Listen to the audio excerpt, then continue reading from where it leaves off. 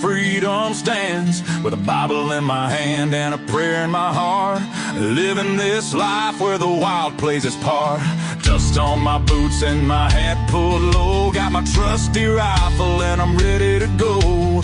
Hunting the game as the sun hits the sky. In the heart of the 701, I feel so alive. Guns and the 701, that's how we roll. Faith in the good Lord, that's how we hold. The line of the legacy that runs through our veins. In this wild, wild land where the spirit remains. We're living free, living bold, side by side,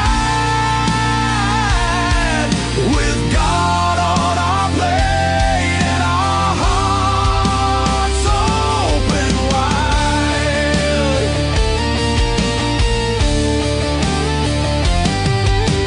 Ranching the fields, the cattle run free, with a purpose so strong, it's our grand legacy. The rivers run deep as we cast out our lines, fishing the waters where the North Star shines. Got the warmth of the sun with the chill of the night. With every shot fired, we're ready to fight for the freedom we cherish. The second is true. With family beside us, we stand through and through. Guns in the 701, that's how we roll. Faith in the good Lord, that's how we hold. The line of the legacy that runs through our veins. In this wild, wild land where the spirit remains. We're living free, living bold, side by side, with God on our plate and our hearts open wide.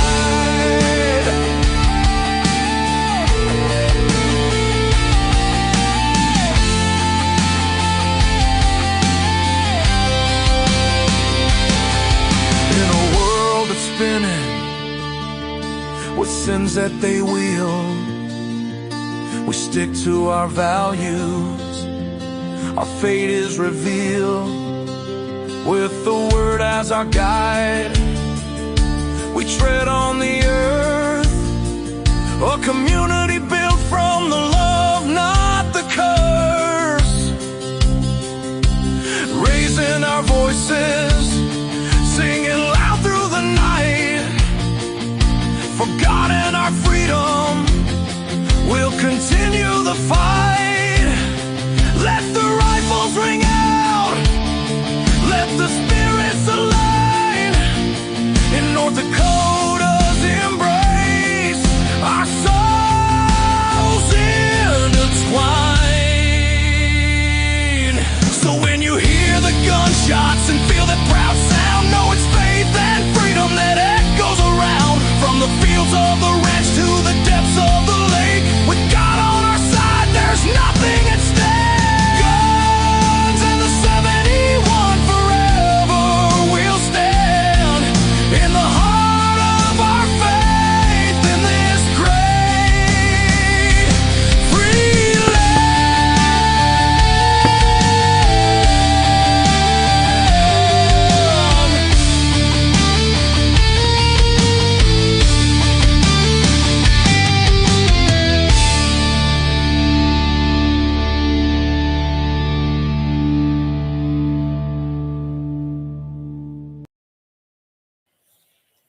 Wow, that was a banger, man. I love that song. Every time I listen to it, I'm just like, holy, that was good. That was good. Obviously, go ahead. No. No, I was going to tell the folks, obviously, I am not Clay. So Clay had a bit of an emergency, and he called us up and said, hey, can you handle this? And, we're happy to do it. Guns in the 701 Network. We're a network. We're a family of folks. Right. So we help each other out a bit.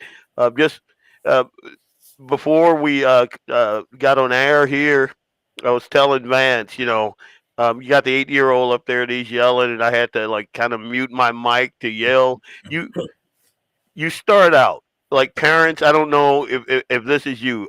Give me a head nod if it is. You start out and you're like the whole gentle parenting. You're like Eli, let me understand where you're coming from. What's with all this energy? What's blah blah blah? Explain it to me.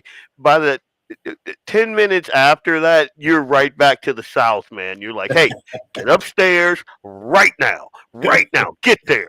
Yep. And I'm Yep, sorry. that's right. My Yeah, that's youngest life, is man. we have 4 between us, and there's my youngest is 28. My youngest child is 30. Mm. I have grandkids older than your kids, man. Oh Jesus! No, I have a 27-year-old. Oh, So we okay. have 4. Oh, okay. Eli is our youngest. We have, I think, the 27-year-old, the 25-year-old, the 23-year-old, and Eli, the Oh, okay. 8-year-old. You ain't no rookie at this. Oh no. Oh no, buddy. And trust me, I've calmed down a lot. Like Eli gets warnings. Like my older kids, they come over here and they just can't believe the stuff Eli gets away with. Yeah. Like, wait, he's got guns in his room? He's got bow and arrows in his room?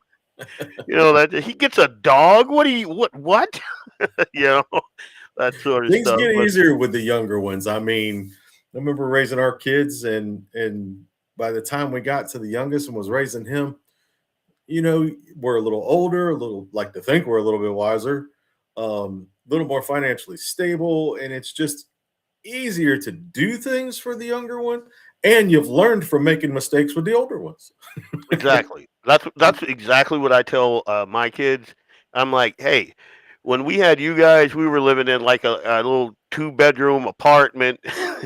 We Pretty had much 2 kids times. ourselves. I mean, Yeah, you couldn't run. You could like Eli gets to run and yell and hop off of things and run around outside because well, we got acres and acres out here. So, you know, yeah. it's a whole different dynamic and definitely a lot smarter. So, you know, it is what it is. But Yeah. they come over here, they get all wee-weed up. But anyway, this is the Guns and the 701.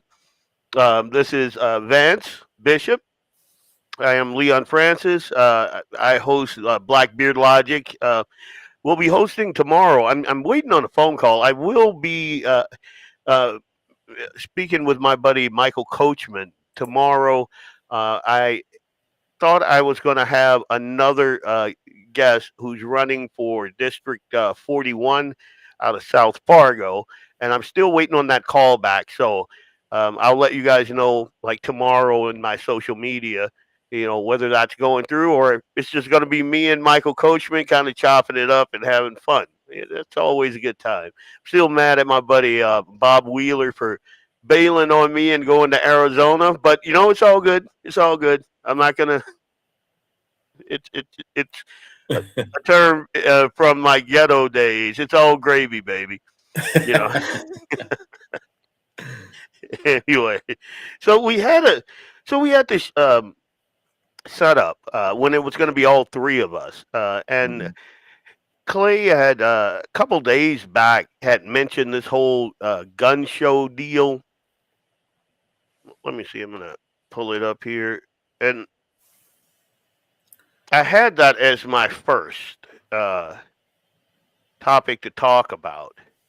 Now, granted, when Clay mentioned this to me, man, he was hot. He was very hot. Yeah. He's like, how, and like him just explaining it to me, I was hot myself because, uh, and if you guys haven't heard, here I'll throw something up here. Give me a second. If you guys haven't heard, the Mac gun shows are implementing some new policies. Here, I'm going to throw this up here. So, the gun show safety, what attendees need to know, that whole thing, gun show safety isn't just lip service. Yeah, let me get that out of there now because I want to unpack a couple of things and like one of the things that Clay and I spoke about was the fact that they don't want loaded guns in there. And that's my dad. we're going to be dealing with this. Give me. Okay. All right. There we go. I got a circus here, man. I got the 8-year-old. I got the 90-year-old. I'm just trying to keep it together. I'm trying to keep it sane right now. But yeah, so like a guy like me, I don't go anywhere unarmed. So what they're telling me is they don't want my business. Exactly. That's the way it comes across to me. Yeah. Some of this stuff, like just some of the language in there, to me seems like language that the left uses, the anti-gun folks use. Yeah. And to my knowledge, like I am a gold member at Bill's shooting club, Triple RMC, a couple of other shooting clubs out this way. I've never seen or even heard of an incident out there, at any like everybody's respectful. Everybody's got firearms. Everybody is level-headed. Now, when I was speaking to Clay, I was thinking, like we were simpatico. Oh, this is an outrage. This is idiotic. Blah blah blah. But I'm going to throw something at you, Vance, and I hope this doesn't blindside you. I've seen an uptick in liberals with firearms. They're not trained. They don't have the etiquette that we have. Yeah. And so thinking this over, kind of mulling it over for the past couple days, and Clay has no idea. I was going to spring this on him, but now I got you. So I agree. I've seen, I find it funny. I've seen a lot of these protests and these protesters, paid employees of George Soros, out there with their guns at some of these protests. And I've seen some of them literally that had shotguns strapped across with the belt, carrying a .22 rifle. Yep, I've seen that. With their fingers on the trigger. Yep. And just the most horrible display of gun etiquette you could ever possibly imagine. But we're the bad guys. We're trained. We practice safe firearm safety, gun safety. I say gun. I know that's not politically correct these days, just like saying, killed. Yep. Unalive is the new term we're supposed to use. I don't believe in all that mess. But, but the responsible ones are the bad guys. And this is the preacher in me. The Bible tells us that in the end times, we're going to see people are going to be calling the good bad and the bad good, be calling evil good and good evil. And we're seeing that all over the place, from the smallest things to the largest of things. And us law-abiding citizens, mostly, are being portrayed as the bad guys. If we were the bad guys, we have over trillions of rounds of ammunition out there in this country that we own, and millions of guns. If we were the problem, you'd know. 100%. But anytime there is a problem, a mass shooting or anything like that, it's usually not some conservative, law-abiding, legal, passionate gun collector like us, or avid hunters, or things like that. People like us. It's not us. We're prepared to defend ourselves against them, but we are not out there carelessly carrying our firearms around and having accidents. I carry a gun all over and I'm gonna be honest, places that they say you shouldn't carry a gun, but that's why they call it concealed carry. I am the exact same way. Like, if you see me, I'm armed. Like, there is no time that you cast your peepers on me and I'm not armed. Right. And we've talked about this before. It's because I have a family to protect and provide for. Even if I'm out by myself, I got to get home to them, because I'm not leaving them, because I'm unarmed and, something happens and I can't defend myself. I think that that's wrong. I think that me not protecting me so I can get back here is wrong on my part. It's unmanly on my part. So that's where I am. Now, how do you think if we were me, you, and Clay go out to dinner? We're at a steakhouse somewhere. We're with our families, all armed, and people see our guns. A couple liberals, oh, those guys with guns, they're running their gums. Somebody comes in, we jump up with our guns, and we are able to defend them. How are they going to feel then? Or should we just not defend them and let the chips fall where they may? Yeah, I'm stopping the threat. I am retarding the threat. That's another word that you're not supposed to say anymore. But and I agree, Eric. If I don't have a gun within arm's reach or on me, I feel naked. Yeah, nobody wants to see that, brother. But anyway, I get where you're coming from. Their rules, Axel says, their rules don't apply any more than the signs. 100%. The ones that say no firearms allowed when I'm concealed carrying.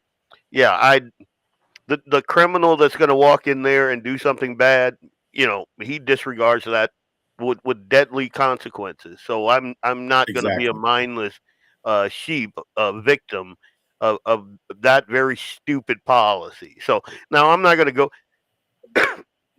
Now, granted, if I see that sign and I walk in there, my firearm will be concealed because I just don't want the headache. But like when Jamie came to Fargo and we went to the to Sickies, like my gun's on my hip, I take my jacket off, it's sitting right there. So, and I'm bringing my son up the same way. He knows. Like my son will be brought up with a healthy fear and knowledge of firearms and how to handle them when they're appropriate and all of that. And because we homeschool, he also has, like when he goes to take his hunter safety, he's going to ace that thing. He's going to be able to sleep through. When they ask him, hey, show me a field carry, he's going to be like 100% on point with that. And I think that's the way we should be. We shouldn't be this country that is like you said. I saw protesters out there with little 22s, but they were modded up, so they looked like they were scary. I'm looking at the thing and I'm like, that's not They had plate. They had plate carriers. No plate carriers with no plates in them. Yeah, they were. Oh my God! These people are just so stupid. But it does concern me that they feel like now they need to arm up because, again, our mindset is keep our powder dry, get back home to our families. We're not going to be out there like in the streets rioting and that sort of thing. Things that put you actively in a dangerous situation. Yeah. And they're not trained. Yeah. They're not. And people that have never, without getting too deep into my past, I've been on both ends of the barrel. Literally. In sticky situations that I put myself ignorantly in long before I was responsible. And these people that think they're going to go out there and shoot it up, I'll blow your head off and all this stuff. And that's where you find out if you got the grit. Many people that have been in gunfights, most people will tell you it's not a matter. And I'm an Old West buff. I love the Old West. I love old Westerns, and I read about the Old West historically, so that it ain't all Hollywood. But I love the Old West. And you read stories about the old gunfighters, the guys who were actually good with their guns. They all say the same thing. It's not a matter of how good of a shot I am. It's a matter of having the grit to pull that trigger. Because a lot of them don't. Because when you face off with somebody, it's a lot different situation than watching a movie or playing a video game. And a lot of people can't fathom that until they're in that situation. You just can't. I mean, you don't know what you're going to do until you're in that situation. And when you've been in that situation, you look at things a little differently. Last thing I ever want to do is pull my gun and aim it at somebody. Yep. It's the last thing I ever want to do on earth is pull the trigger on someone, because you're going to change their life and yours forever. 100%. So many people think that, oh, I can just pop a cap in you. You're going to have to live with that for the rest of your life, that you just took somebody's life. They might be one of the biggest scumbags on earth. But as for me, as a Christian, I just killed somebody that Jesus died for, whether I liked them or not. So there's a lot, for me anyway, there's a lot of variations in the area of self-defense. Yes, I will defend. Yes, I will do what I have to do. Do I want to hurt anybody? No. Last thing I ever want to do. Yep. So I think it's funny that we have all these people that are living in mommy's basement, acting like they're going to go out and shoot people, and they've probably never even been punched in the face. Which is a big problem in America. Too few people of a certain age have been punched in the face. Me, look at my nose. Mine's been broke 4 times. These glasses sit crooked.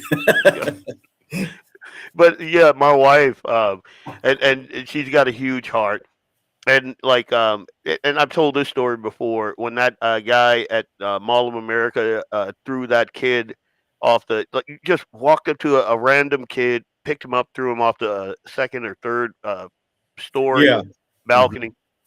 I told her then, you got to train. We're buying you a gun, this and that. But I do not expect her, and nor would she ever want to, in a situation, face off with a gunman. Her job is to hide with Eli. Right. And only if that threat is advancing on you and there is no other way out is she to even pull That's right. her firearm. Because, again, I couldn't imagine. Like, Nick, when we kill those stupid, what are they, Chinese ladybugs? The ones that stink? She's like, oh, that's God's creature. I'm like, no, they're infecting the house, woman. Let's get it. Let's be real about this. So, like, if she would have to do that, it'd be, it wouldn't be a good thing for her.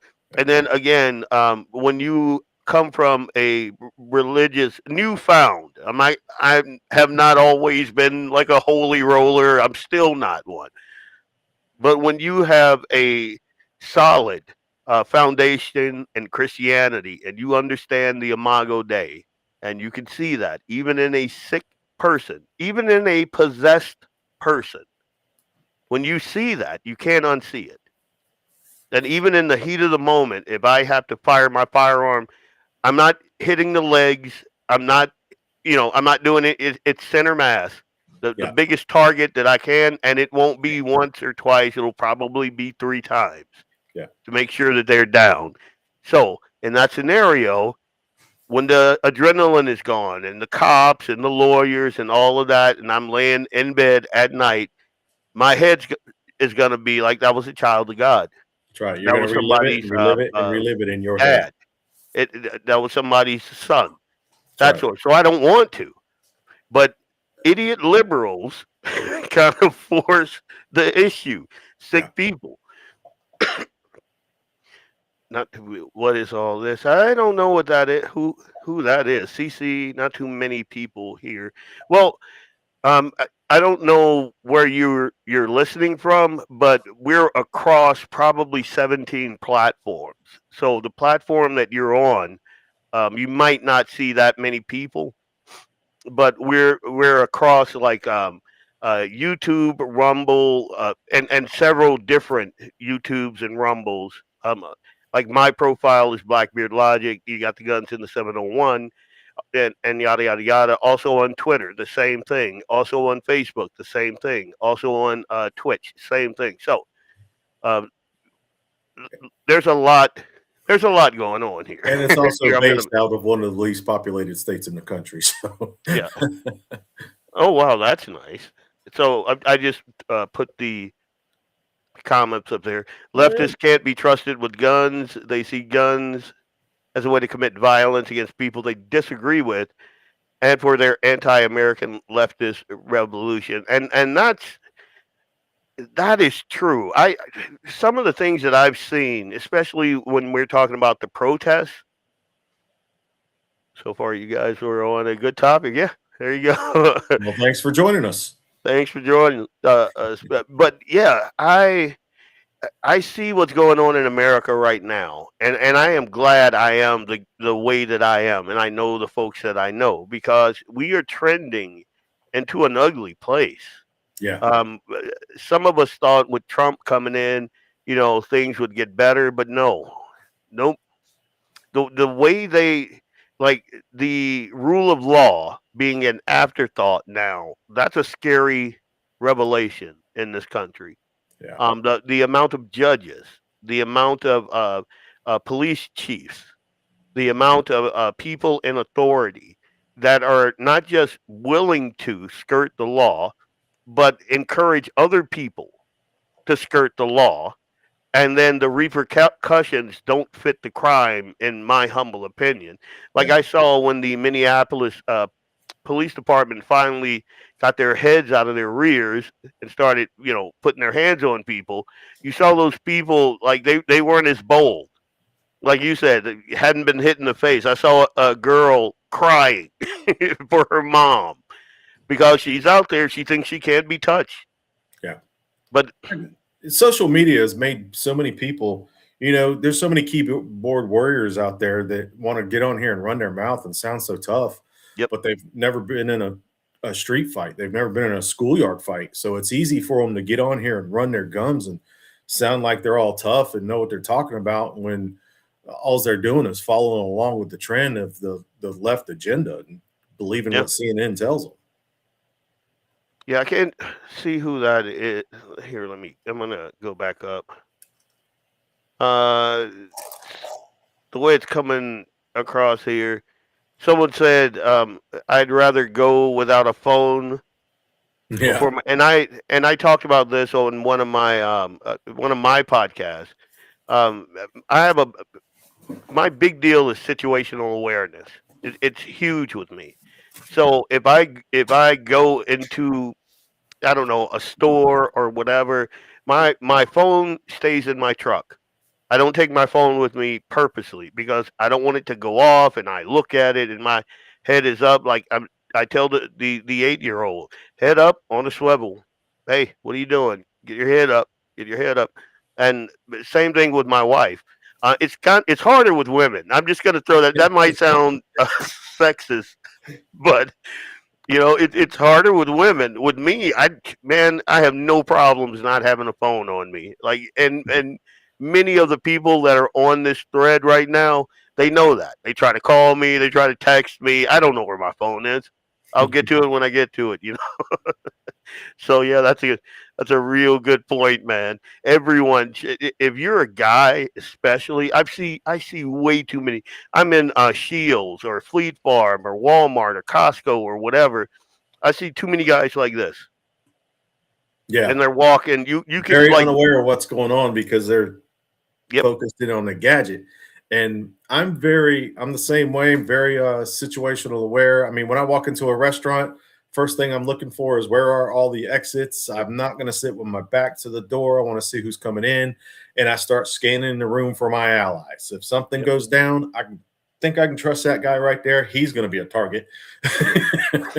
You case the place. Yeah, pick where I sit. Nick, I remember my being wife knows. Like, I remember being in line at a state fair years ago, and I was seeing this girl and got in line, and a couple people up in front of us, I seen some strange activity, and I always watch people's hands and watch their eyes. And I said, "Get out of line. Let's go over here to the kiosk and grab a lemonade." She goes, "What's going on? We were going to get on the coaster. Let's just get out of line." We get out of line and go up to this kiosk thing. I said, just watch the guy in the red jacket. Something's going on. And sure enough, the guy behind him pulled out a knife and they started duking it out. So I just watch people. And a lot of that comes from my past when I was a teenager doing a lot of the stupid things I did back then. And when I got saved and started living a normal family life and, growing up and getting away from that life, a lot of things that I learned from that past life I can take with me and learn from, and put into play in self-defense nowadays. That's called transferable skills. or life lessons. So, Yeah. old pork chop over there says, "So you're going in aggressive?" No, dude. I'm. It's not about being aggressive. I want to be a gray man. When I walk in there, like the things that I do, you won't notice that I'm doing. One. And two, I try to be as unassuming as a bearded Right. black dude, can be walking into an establishment. Bearded black dude in the Dakotas. They're Yep. everywhere. Yep. So that's me. I'm like, you see me. I am not aggressive. I try not to be aggressive. I don't want that energy. And I don't open carry. I believe in everybody's right to do so. I don't have a problem with it. Yep. Personally, I conceal, because if someone comes in with a gun and they see my gun, You're a I'm going to target. be one of their first targets, and I'm not going to have time to respond. Yep. I personally choose to conceal rather than open carry, just to not cause a stir. And if someone comes in, I want to have time to duck and respond. Yep. And no, I do not want to be aggressive in any way, shape, or form. I want to be the most average guy, unassuming guy, like you said, in the place. But I want to be very aware of my surroundings and who I think I can count on in a situation. Oh yeah.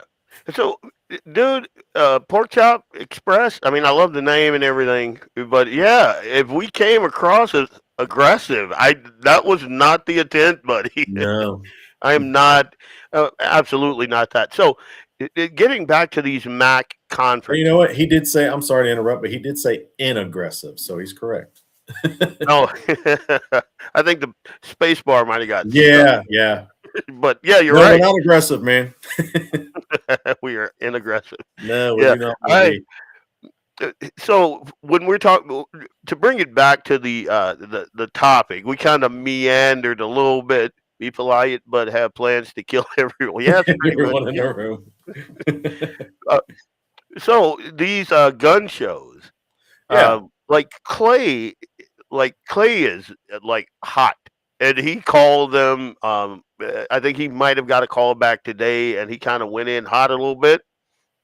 And so the I guess the big guy is going to give him a call back, and I understand where he's going with that language. And again, if you see me at one of those gun shows, I'm going to be armed. It's just, or I won't be at the gun show.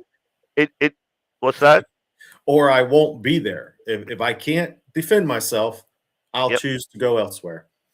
And I know I brought this up to Clay, and we've done so many events together. Clay and I did, I don't know how many events we did together with the NRA.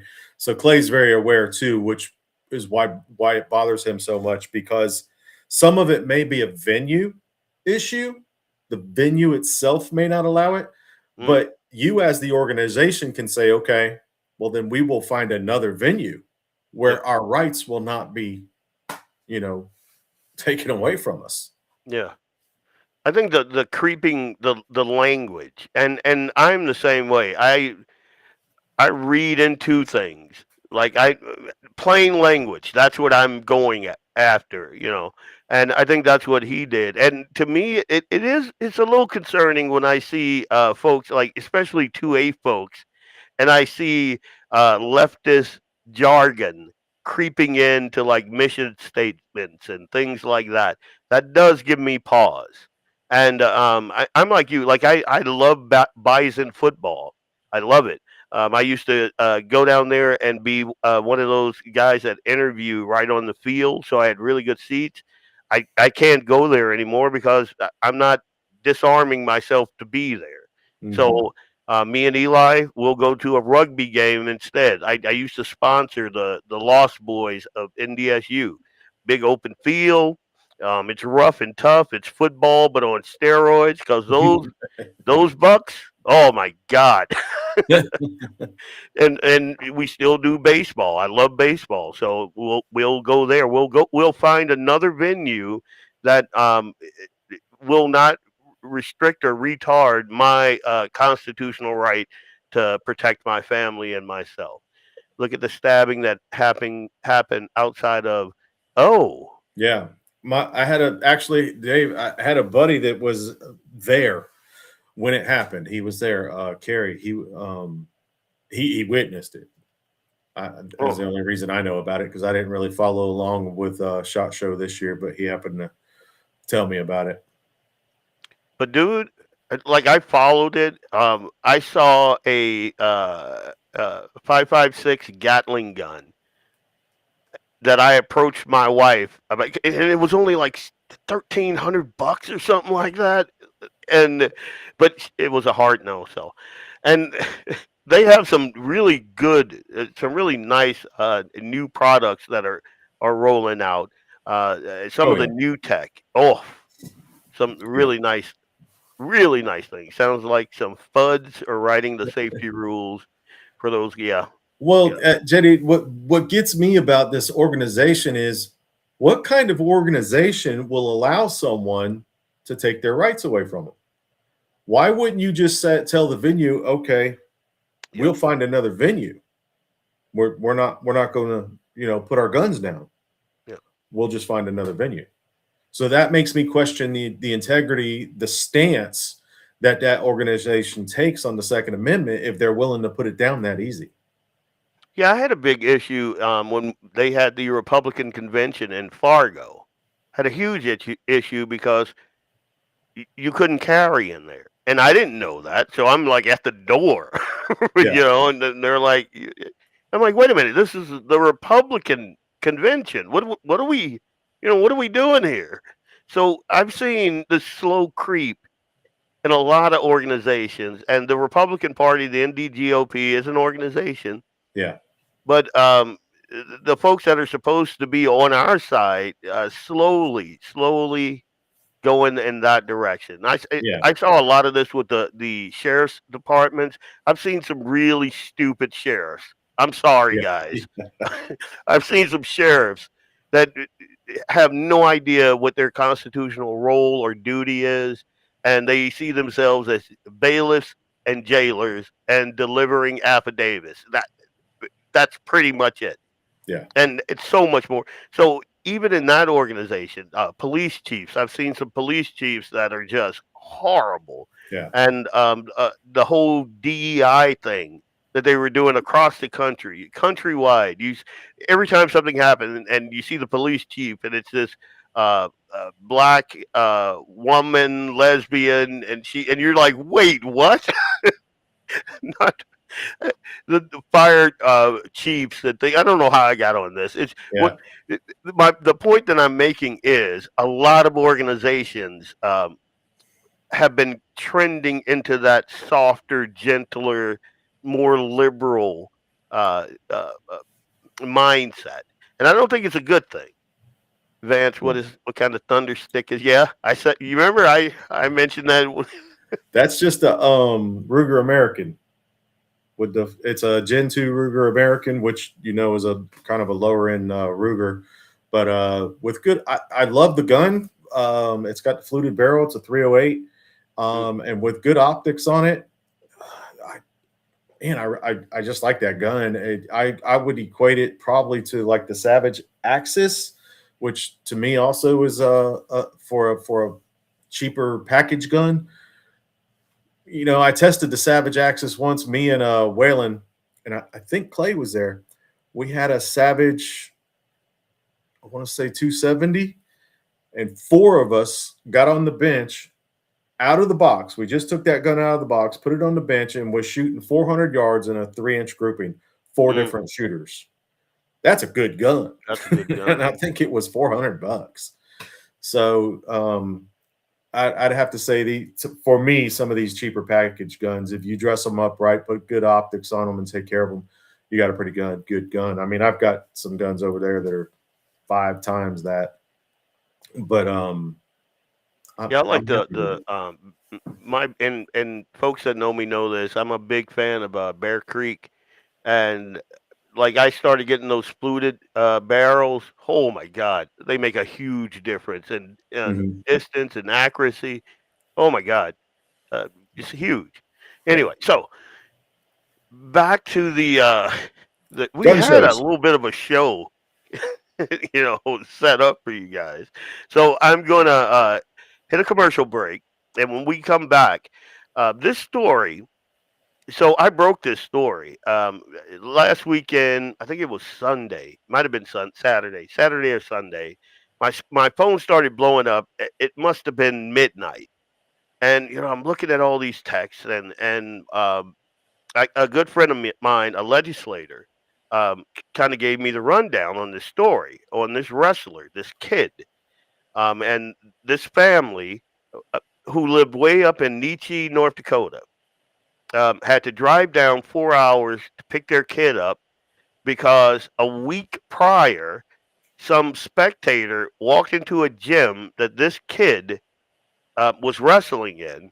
And so they pulled this kid, this junior, who had worked his butt off, who had carried his wrestling team. They pulled this kid, woke him up, pulled him out of the hotel room, and told his parents they had to come and get him. Now, I'm going to unpack that story for you. Oh, and this is all over measles. This kid was unvaccinated. Now, it's important to note that the spectator that started the whole thing, he was vaccinated, and he had measles. The unvaccinated kid, healthy as a horse, doing his thing, living his life.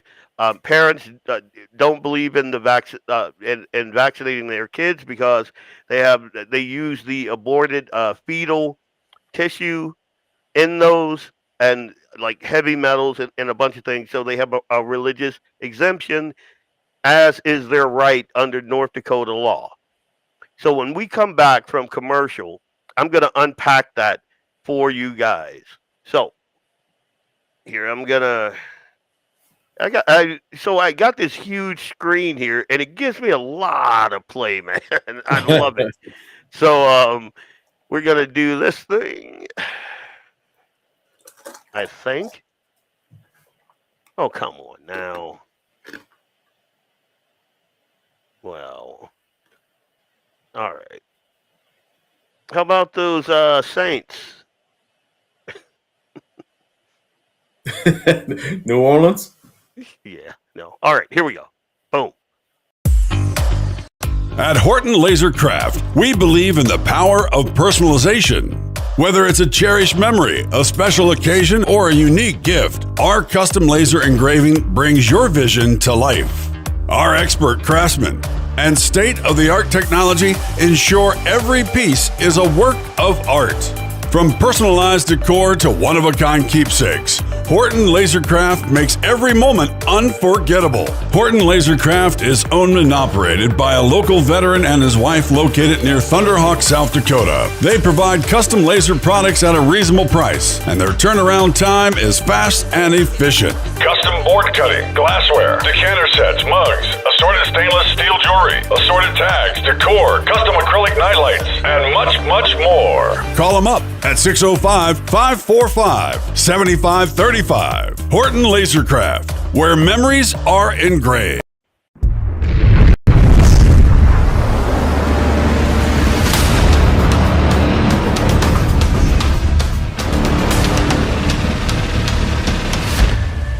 LAUER Auto Repair, located at 309 South Washington Street in Bismarck, North Dakota. Give them a call at 701-258-6308. The team of mechanics at LAUER Auto can take care of any problem your vehicle is having. And when you do business with LAUER, you can be assured you're doing business with a pro Second Amendment America First repair shop. There are plenty of other auto repair shops in the Bismarck-Mandan area. But why take a chance at patronizing a shop that might not have your beliefs at heart? Make no mistake. no mistake. Lauer Auto is your pro Second Amendment repair shop. When you talk to the guys at Lauer Auto, don't forget to tell them that you heard they are a sponsor of Guns and the 701 and that you appreciate their support of our pro Second Amendment, pro North Dakota live stream and podcast. That's Lauer Auto Repair, 701-258-6308.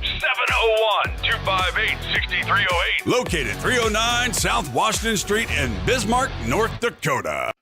When you want it done right, Go where lemons go. Kalon's Auto Service, owned and operated by Kalon and Misty Foss, lifelong locals with over 25 years experience. From modern rides to classic restorations, they can handle it all. Top quality work, fair price, and honest hometown values. Located just 1 block south of Highway 12 on 6th Avenue West in Lemmon. Kalon's Auto Service, serving you with all your auto repair needs.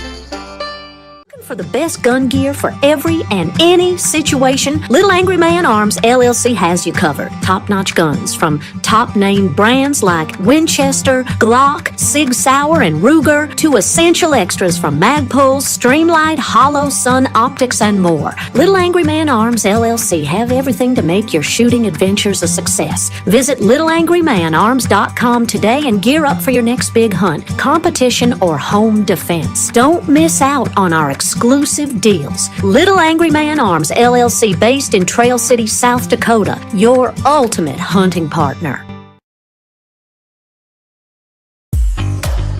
At Horton LaserCraft, we believe in the power of personalization. Whether it's a cherished memory, a special occasion, or a unique gift, our custom laser engraving brings your vision to life. Our expert craftsmen and state-of-the-art technology ensure every piece is a work of art. From personalized decor to one-of-a-kind keepsakes, Horton LaserCraft makes every moment unforgettable. Horton LaserCraft is owned and operated by a local veteran and his wife located near Thunderhawk, South Dakota. They provide custom laser products at a reasonable price, and their turnaround time is fast and efficient. Custom board cutting, glassware, decanter sets, mugs, assorted stainless steel jewelry, assorted tags, decor, custom acrylic nightlights, and much, much more. Call them up at 605-545-7535. Horton LaserCraft, where memories are engraved.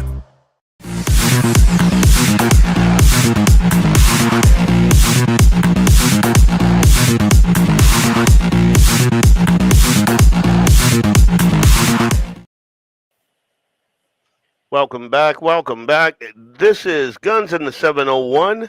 I am Blackbeard Logic, Leon Francis, to the uninitiated, and I'm co-hosting this thing for Clay with Vance Bishop. He is our voice of reason. He gives us a little Jesus when we need it. Sportsman Sundays. Every Sunday, what time?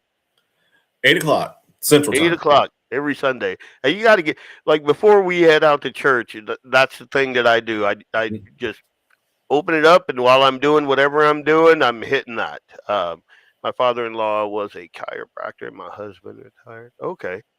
Yeah. And so we're going to talk about this. This is arguably probably the biggest story, especially on the eastern part of the state. And I'm going to, so if you go to my social media, you scroll down a bit. I don't post a ton, but it is kind of far down there. I'm just going to read to you guys what I wrote. And now this was the update. Like when I first got the information, it was kind of raw. And then I spoke to the father that morning, the following morning. And this is basically what he said to me. And all right, I'm sharing this update directly from one of the dads whose family was deeply affected by the measles response at the regional wrestling tournament. This was a state qualifier in Valley City this past weekend.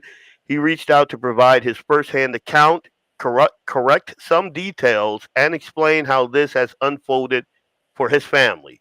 And I had his permission to share. I have his permission to share. And this is what he shared with me.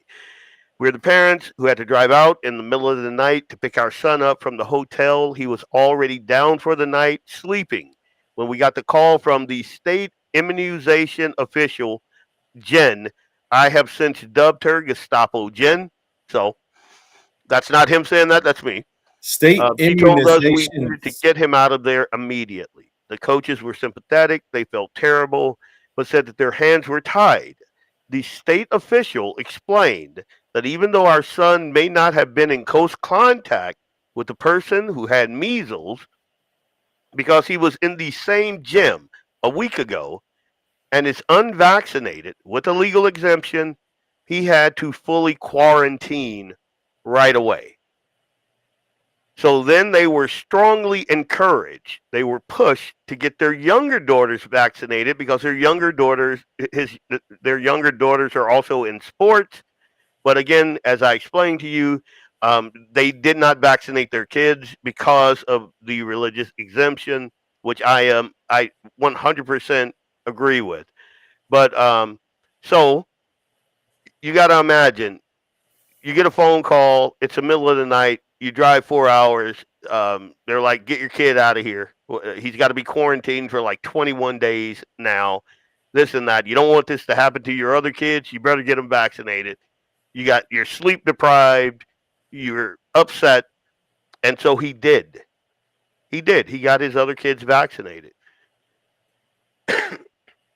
A vaccination clinic was set up in the public health office in Cavalier on Saturday as a result.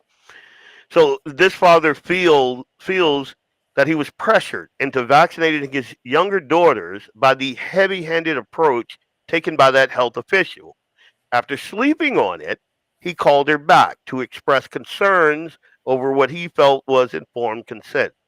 Gestapo Jen told him that she didn't force the vaccination. It was simply a recommendation. Get that? Yeah. The threat to but the dad said it did not feel like a recommendation. It felt like a threat that his daughters' lives would be upended for months unless they got the shot. Quote, this is a quote from the father. Our junior high school wrestler has lost his chance at state this year. He was a big part of why our team made it to regionals. He's now banned from returning to school and sports during this quarantine period. He's devastated, and so are we. After all this, after years of hard work, dedication, and following the exemption rules we chose as a family, this isn't about one tournament. It's about our kids' dreams, education, faith, community, and future opportunities being sidelined in ways that we feel are unfair and overwhelming.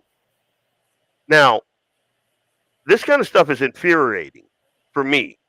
Yeah. Families with exemption, they follow the law, yet they face intense pressure, blame, and coercive tactics from power-drunk officials, triggering life-altering consequences. Informed consent and genuine choice matters, especially when it involves our children's health and their futures. Now, Jake, so Jake Smith, this guy is brilliant. If you have not watched some of his podcast on Facebook, you really should. This guy knows what he's talking about. Earlier, I was listening to the one you did at around, 6 o'clock. And I put in there section 6 and 7. I think that's their fallback position. So I'm going to take a step back for all the folks that haven't heard what's been going on. What I believe happened is, especially after my post, I believe that the department, the North Dakota Department of Health and Human Services, started a CYA campaign. They weren't taking phone calls. I know this because I tried. I know this because I know other people tried. And they did not take any phone calls. It took them 2 days to craft a response letter for the media. Because by that time, this father and I had been on Jay Thomas. We had been on Rick Jensen. We had been on K-Fire. The story was everywhere. And this little Gestapo Jen told this family the opposite. Like, so Vance, if I told you, like, your kid was, I don't know, 4 hours, 5 hour drive away, competing in a sport competition.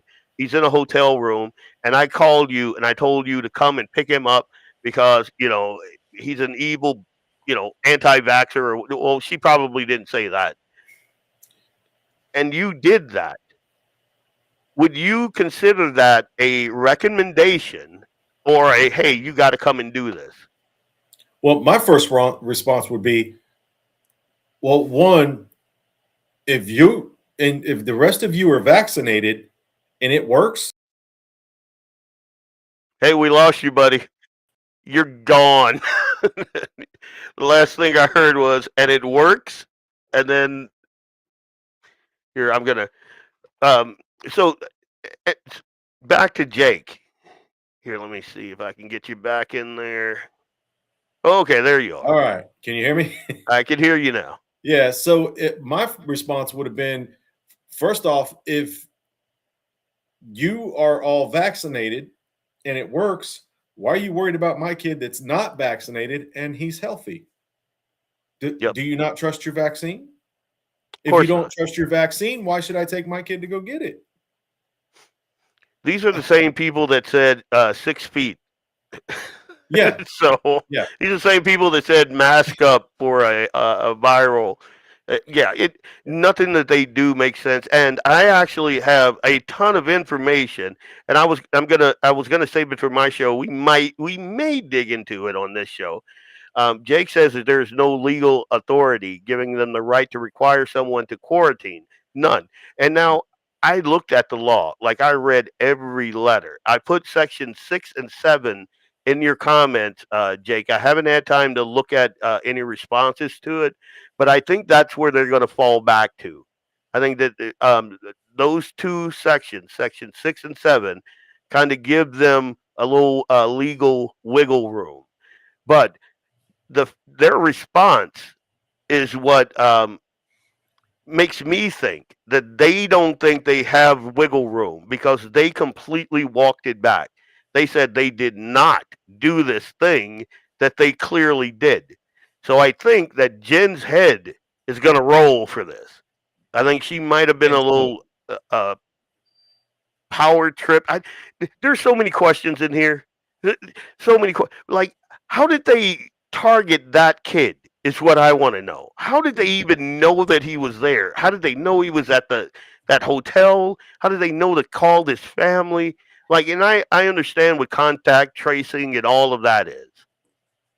But it seems like he was targeted. Yeah. And I agree. I mean, back to your question, if I got that call in the middle of the night, it would make me feel pressured. I would feel like, oh man, I need to go get my kid out of harm's way. If these people are hating on my kid and don't want to be around them, I need to go get my kid out of that atmosphere. So I would feel there would be a feel of a threat, a feel of harm, and I had to go get my kid out of it. Yeah. So yeah, I agree. It wouldn't be I wouldn't feel like it was a voluntary action. Oh, but if you read 6, it mentions subsection 1, which only mentions schools, not athletics. They are good point. You may have made that point, and I overlooked it in your podcast. But yeah, that is a very good point, and that would explain why they are backpedaling the way that they're doing right now.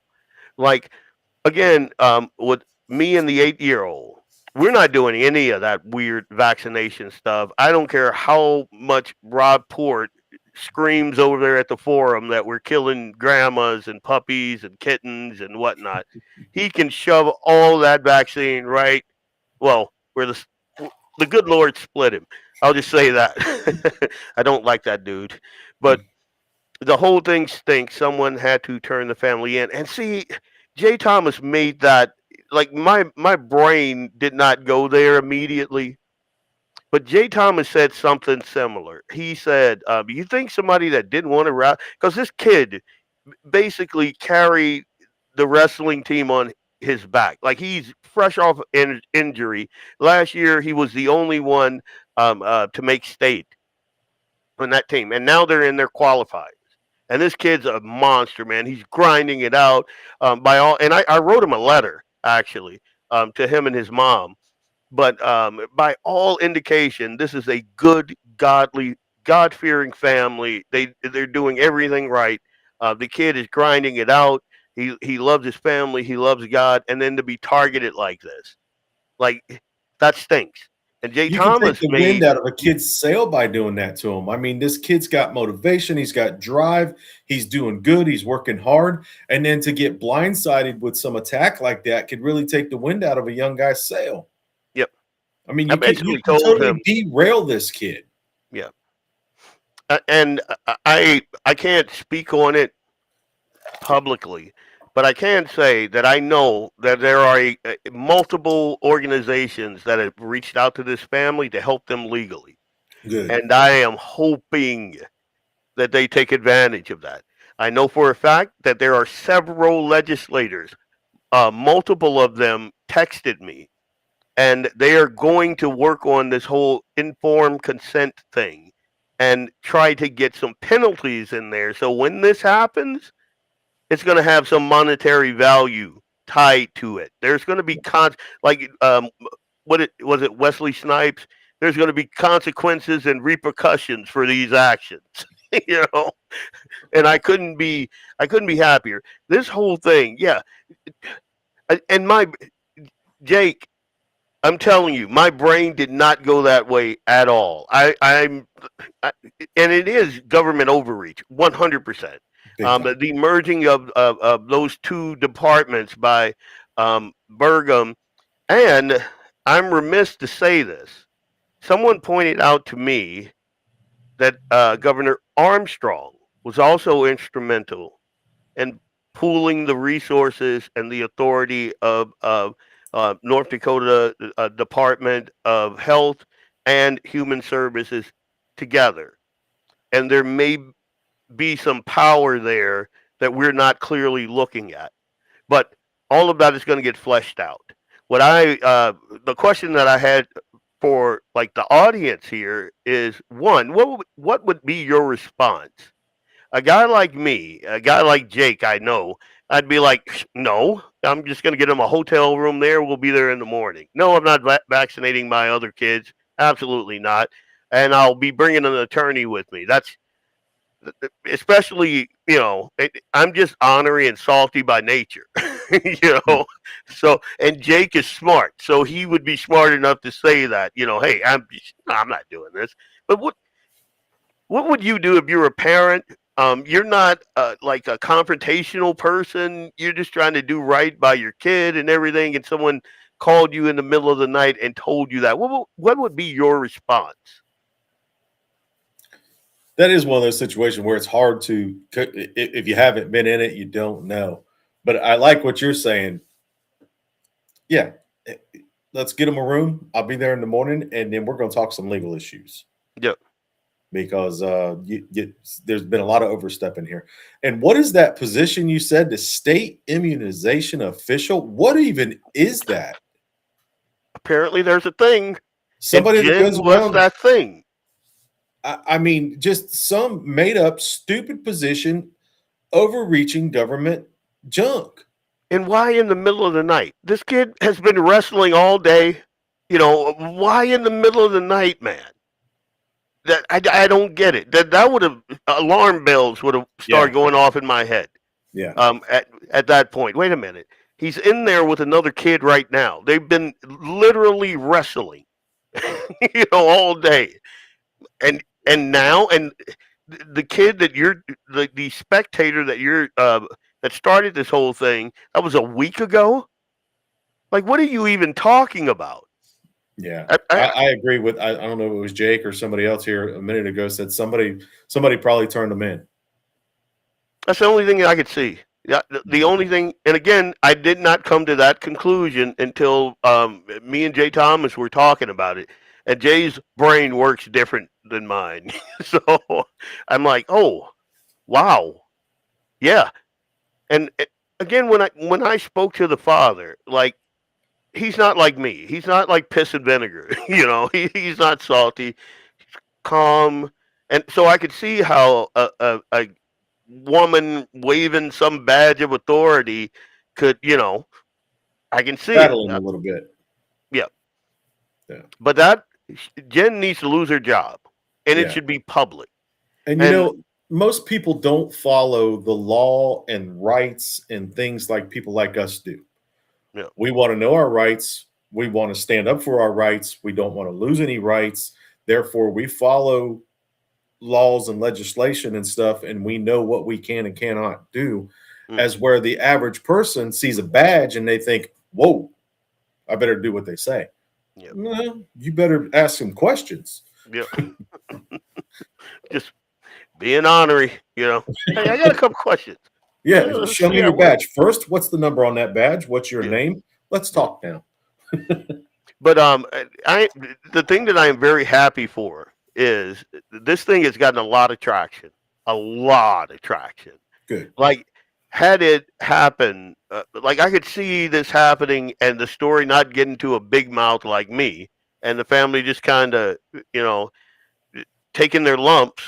I could totally see that. And then this happens. And we saw this during COVID where people just went along to get along. Because they didn't know better. Again, I tell this story.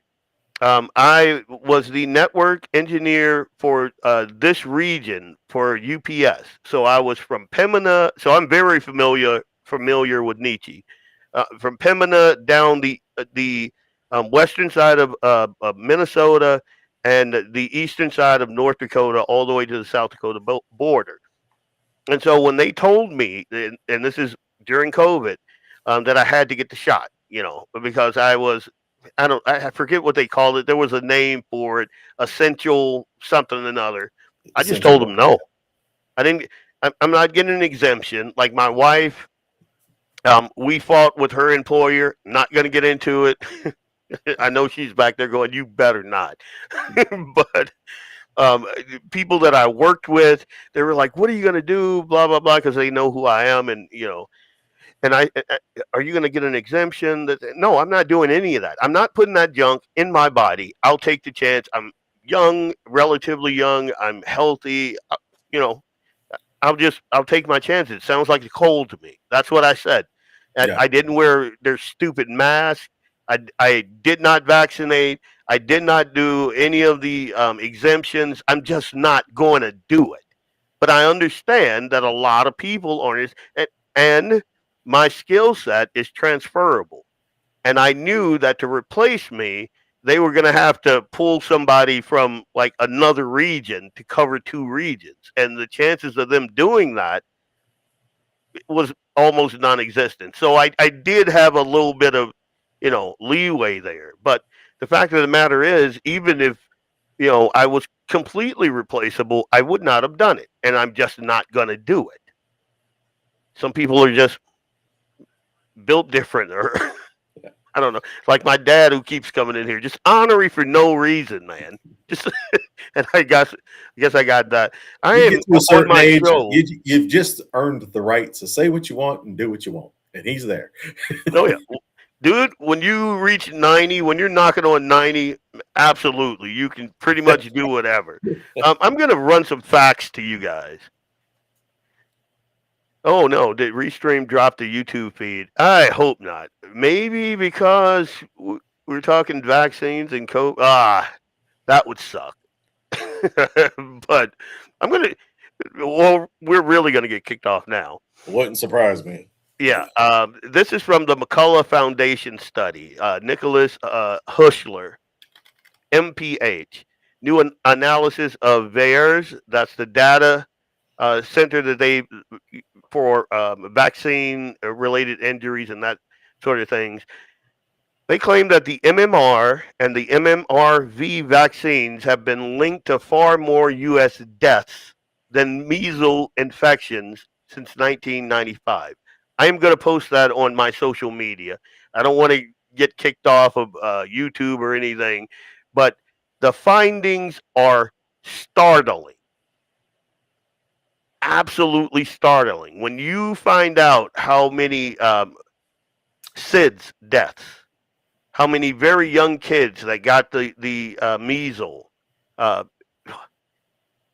and it shocks me that it's not front page news. It shocks me that people like Portley over there um, don't look at data like this. He's supposed to be a data cruncher. He doesn't look at data like this. Even during, again, the COVID thing, I'm looking at data from a ton of different directions, and it didn't make sense to me what they were so histrionic about. Like, kids get it, they pull out just fine. Guys like me get it, we're just fine. If you're elderly and you have comorbidities, maybe it's a problem. But I don't know. All right. So many people think that us conservatives are anti-vaxxers. I'm not anti-vaxxer. I'm anti-ignorant. Yep. I didn't know anything about the COVID vaccine. That thing was developed overnight. That thing was developed so fast. Vaccines like the polio vaccine, it worked. It saved so many lives. My grandmother, who had polio, wishes she'd have had that. I mean, but that was developed over a long period of time with much research and put into it, and to the point where they knew, hey, this works. It wasn't developed overnight. It wasn't developed in a matter of days or months. It was developed in a matter of years with thousands of hours of research. I'm not against people getting a vaccine if they want a vaccine. I'm against ignorance, putting something into your body that you don't know what it is. Yeah. And again, my mom, just because we're black and we're Southern, she always had a skeptical eye of the government. So I couldn't even tell you if I'm vaccinated or when or whatever. I have no idea.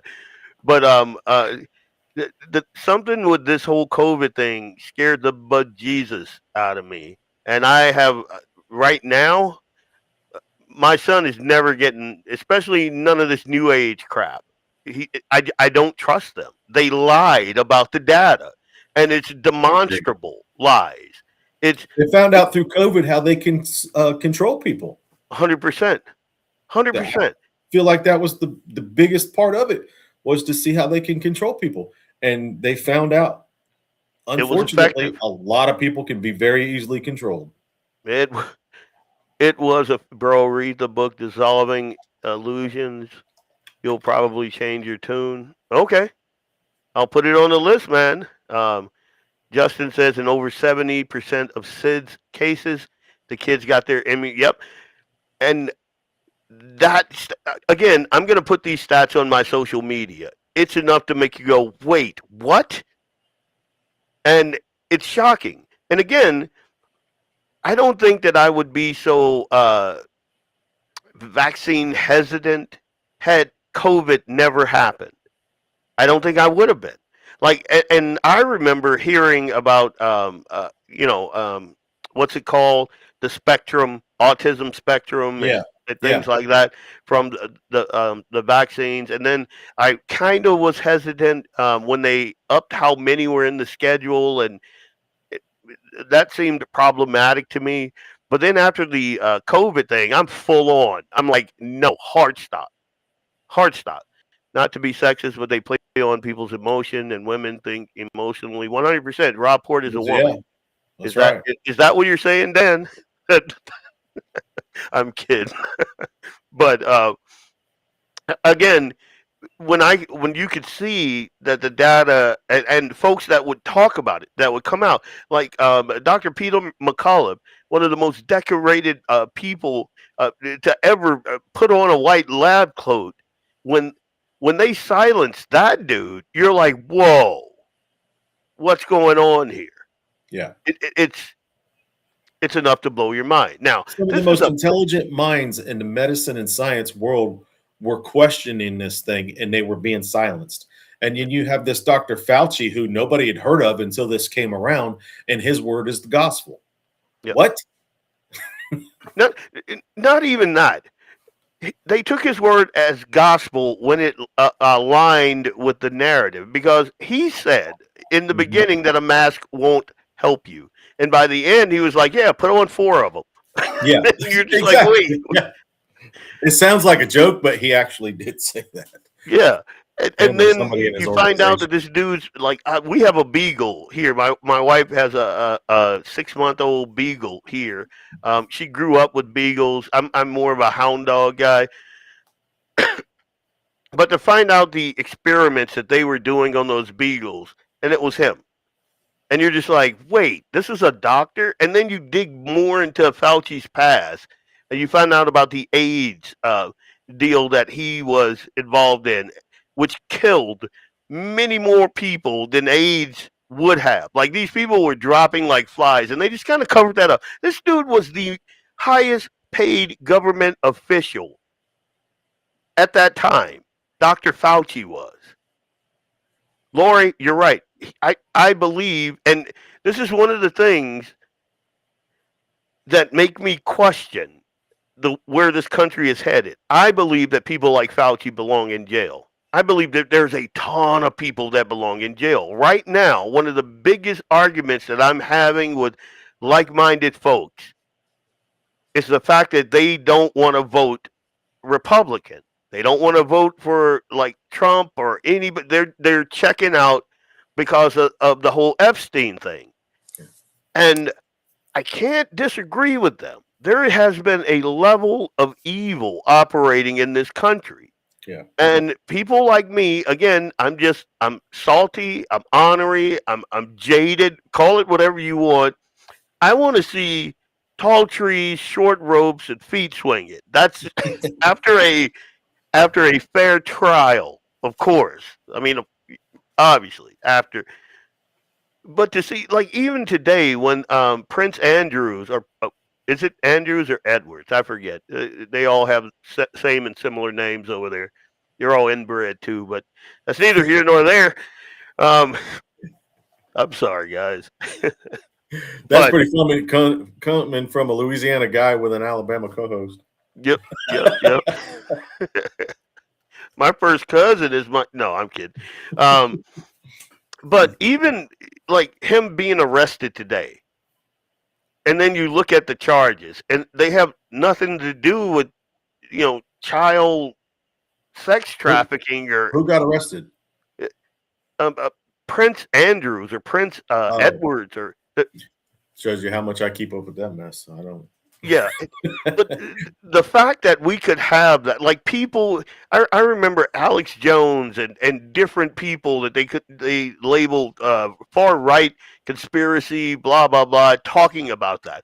I remember Pizzagate. I remember like the Wayfair thing. I remember all of that, and going, there's no way this thing could be happening right out in the open, and then we found out with undeniable proof that it was happening, that it was absolutely happening, and all these powerful people were involved. And then we're like, well, somebody's going to jail. And then 2 people went to jail for supplying, but nobody went to jail for committing the acts of, whatever they were doing with these kids. And you're like, wait, how is that a thing? How is that a thing? And so now, I feel like a lot of my compatriots feel. So the only thing that gives me pause is I cannot allow Democrats to win. I cannot make wood chippers great again. Wow, that's what I was laughing at. Yeah. But we cannot allow Democrats to win. We just can't. They're transing the kids, man, and they are bat crap crazy. They're scared. They're wee-weed up, Chicken Little syndrome, because we got this little uptick in measles, but they let 20 million third world people just flood across our borders, and like nobody thought about that. Nobody thought about that. I mean, come on. We cannot let these people win. So if I have to hold my nose and vote red, I'm going to do that, because the other side of that is ugly. Yeah. I've had people ask me if we found out. For one, let me just verify. I'm not the biggest Trump guy. I support the guy. I think he's done a great job, but I'm not one of those giant Trumper guys. Yes, he's conservative. He's done a great job in a lot of areas, but I'm not one of those bow at this guy's throne. I'm The just not. glyphosate thing. First off, I don't worship man. I think he's a good president. I voted for him. I worship God. And in the end, it doesn't matter who's sitting in the White House. It's a matter who's sitting on the throne. Yeah. But off of that soapbox, I want to say something real quick. Jake put up about that book, Dissolving Illusions. I literally just looked it up, and I'm going to read that because I'm not knowledgeable enough with vaccines and all that stuff to speak a whole lot about it. I have my opinions and stuff, but certainly would like to. That sounds like something I'd like to read and educate myself on. So I appreciate that recommendation. Yeah. I'm grabbing that audio book as soon as we're off air. That's what I got it on. Yep. And I hope I got the right one. It's a female. My vaccine acumen has gone up quite a bit after COVID. Like my eyes were completely open. And one of the reasons why we homeschool the 8-year-old is a lot of stuff that I saw going on in the public school system. I'm just like, nope. And again, Democrats had 4 years to release the files. They did nothing. And Axel, I'm going to tell you this. A lot of people were PO'd at Trump because he was like, there's nothing there. I don't think he should have said that. But something he did say that didn't get as much media play, he said that the data was corrupted. Now that I believe that the fact that they've had this data for this long and it's not corrupted, I don't believe that that's a thing. I think if they can disappear a guy in prison with 24-hour surveillance on him and make us believe it, they can do anything. I'm just, and even the data that they're rolling out now, I don't trust it. I do wish that people would go to jail. I do, but I do not trust the data. I think that people like Bongino getting in there, and then deer in the headlights with what's his face, Patel. I think that says a lot. I think that we did not read that the way we should have read it to scare someone like Bongino. And I can't even, I used to be a big Bongino fan. I can't even listen to him anymore because I considered him a fighter.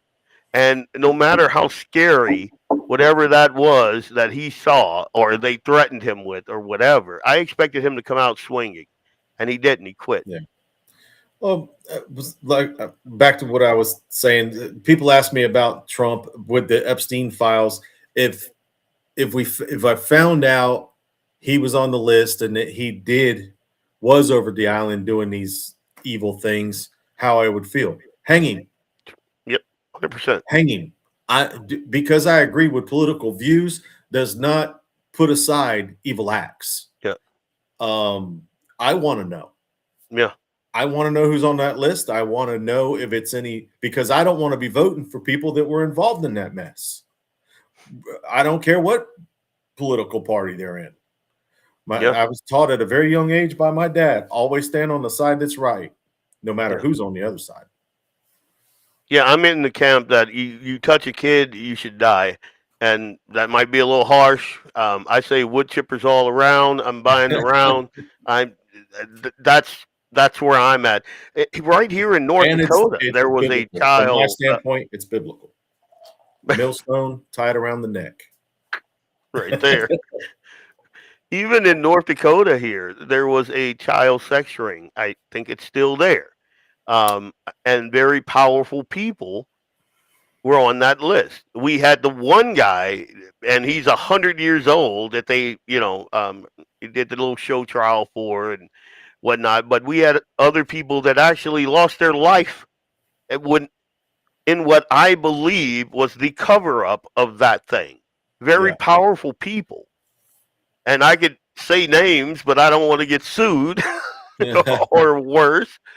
But there's a real problem with these people once they get that power, they get corrupted, and not just a little corrupted, like just garbage things. ND needs an animal, 100%. Like I was thinking about just having a show not affiliated with anybody, so to protect you guys and just laying out some of the stuff I've heard. You know what? A brother might have to do that, but what we're going to do now is we're going to run to another commercial, and when we come back, I want to. We obviously we can't hit the. When Clay had his conversation with Dusty Becker and Daryl Lies and all that. So I think what I want to do is go to the Trump's cabinet picks and grade them on how you think that they're doing. And you guys in the comments, feel free to throw your 2 cents in. I'll be throwing my 1 cent in. So we'll do that. See where you're at. Some people are not going to like my grades for some folks. So I'll say that right out the gate there. So give me a second. Let me see. And again, I'm operating in Clay's space. So you got to bear with me. Here we go. Right there.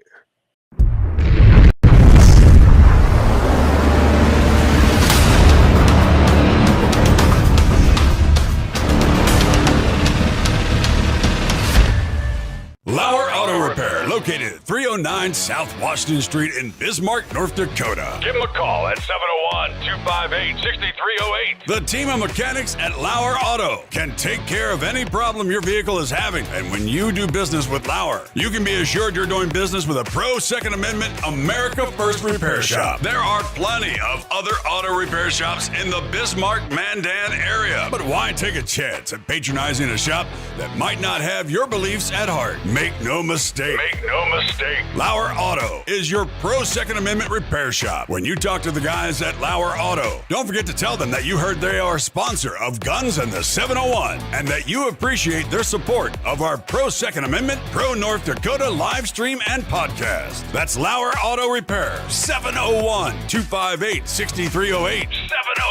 701-258-6308. Located 309 South Washington Street in Bismarck, North Dakota. When you want it done right, Go where lemons go. Kalon's Auto Service, owned and operated by Kalon and Misty Foss, lifelong locals with over 25 years experience. From modern rides to classic restorations, they can handle it all. Top quality work, fair price, and honest hometown values. Located just 1 block south of Highway 12 on 6th Avenue West in Lemmon. Kalon's Auto Service, serving you with all your auto repair needs.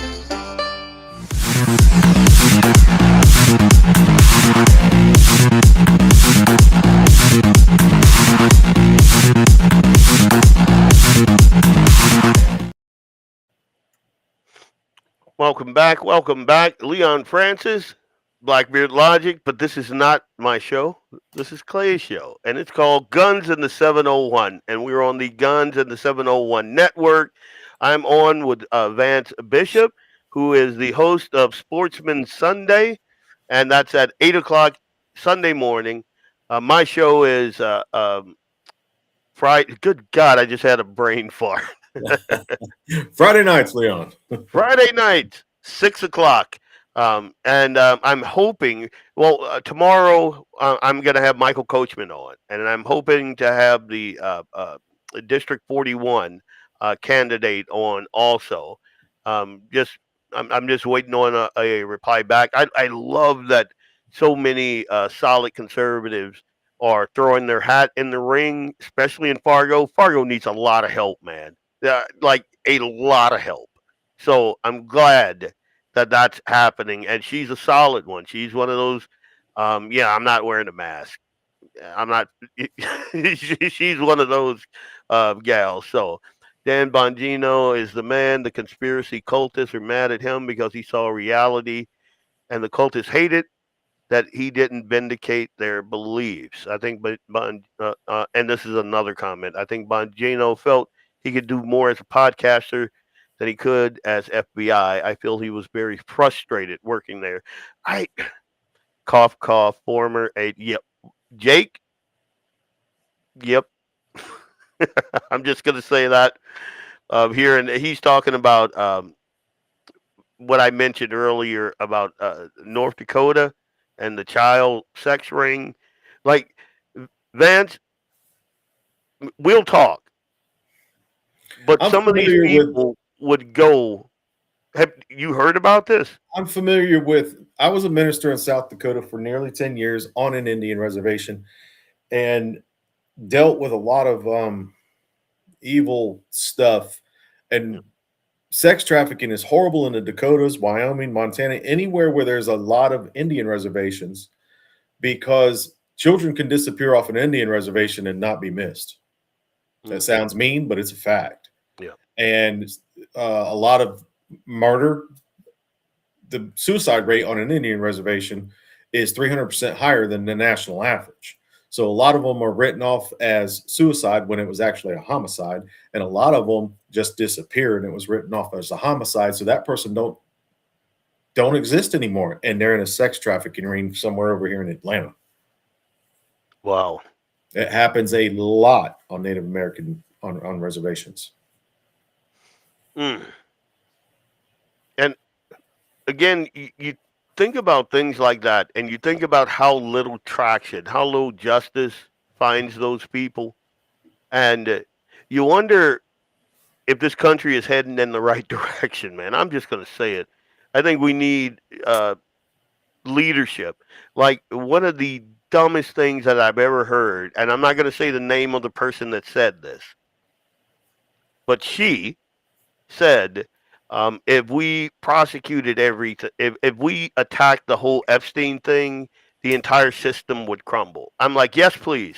That thing you just said, right? Where's there. The bad part? Where's the bad part of what you said? Yeah, you don't have to sell me anymore. Let's go. Let's effing go. That's yeah. But anyway, yeah. Where's the bad part? Let's go ahead and we're gonna we're grading Trump's cabinet picks, some that I found interesting, and you guys, you can fill the comments up with your grade for these folks. The first pick is Marco Rubio. How do you feel? What are we feeling? I have mixed feelings on Marco. Some things I feel like he's strong on, and some things I feel like he waffles on, which describes a whole lot of politicians, really. Yeah.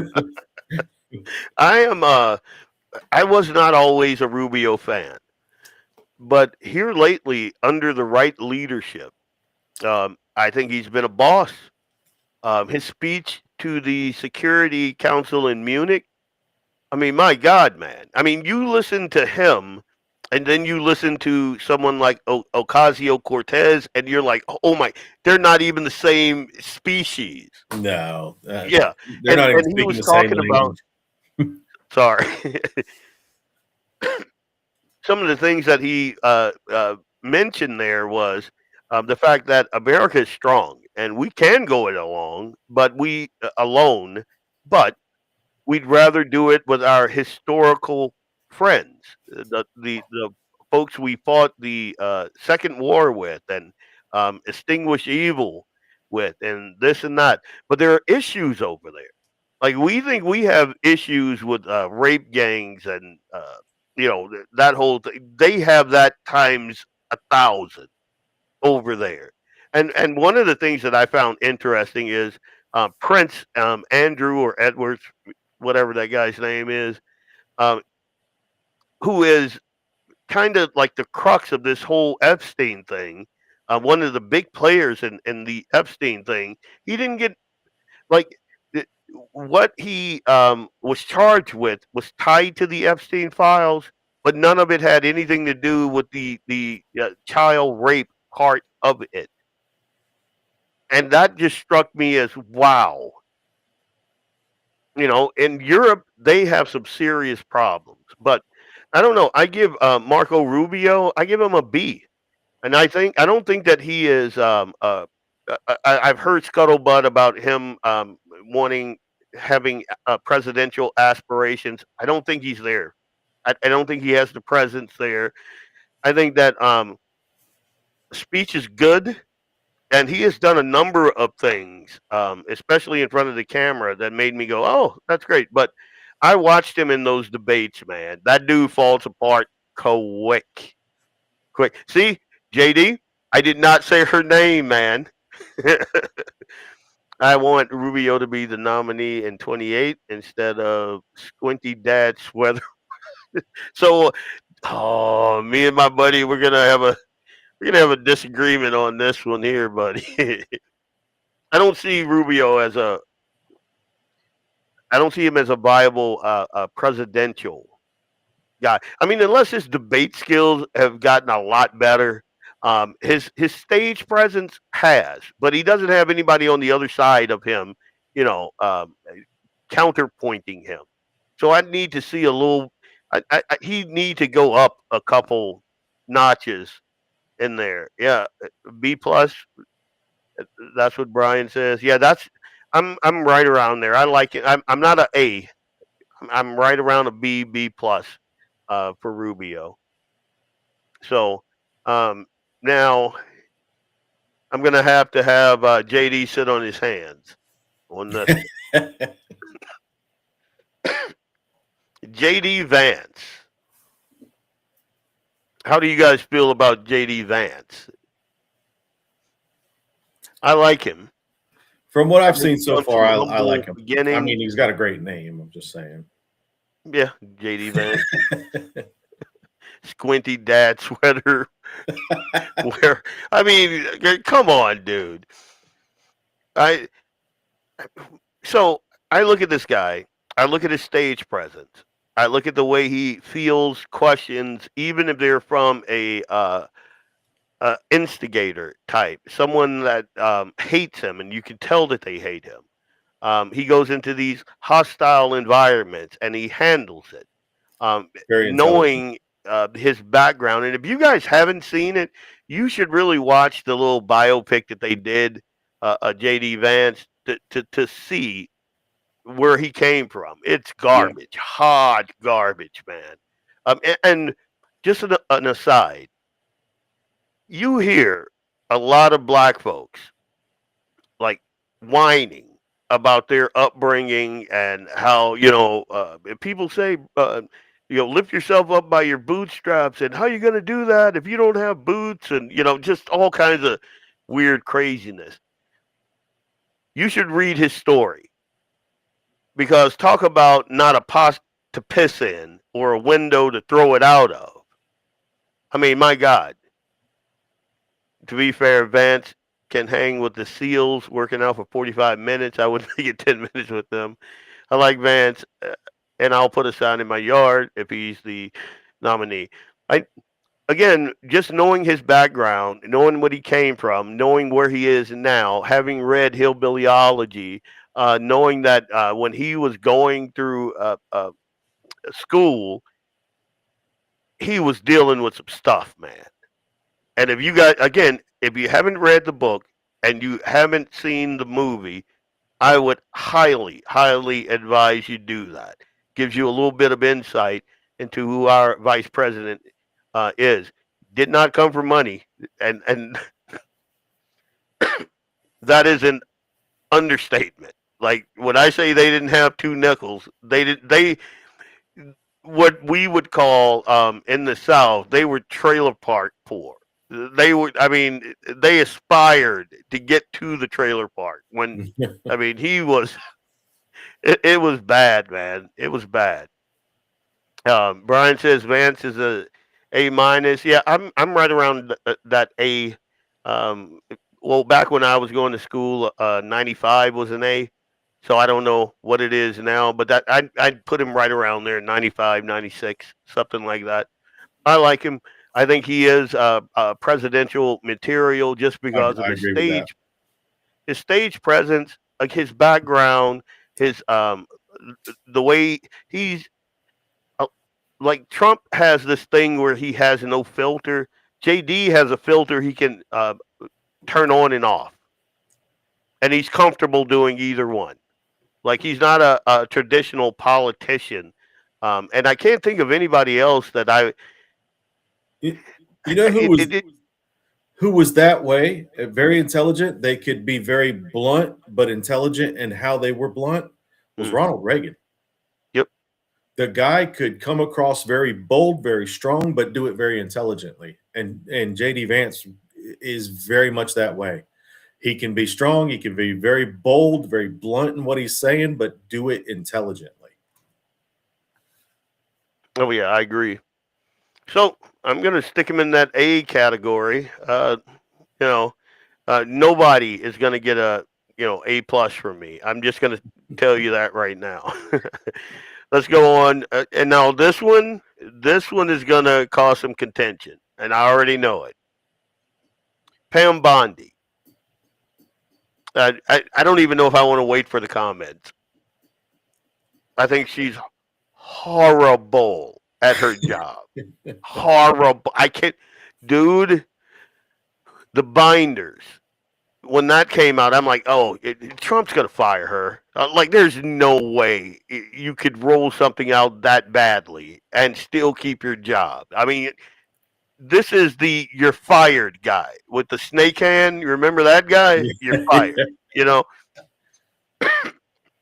And then you watch her and I get it. These are show trials, and these senators are idiots. There should be a legit IQ test to run for public office. You should have to have a civics test and an IQ test. Agreed. Because a lot of these people are just straight up dumbasses. Sorry. Sorry, man. It's fact.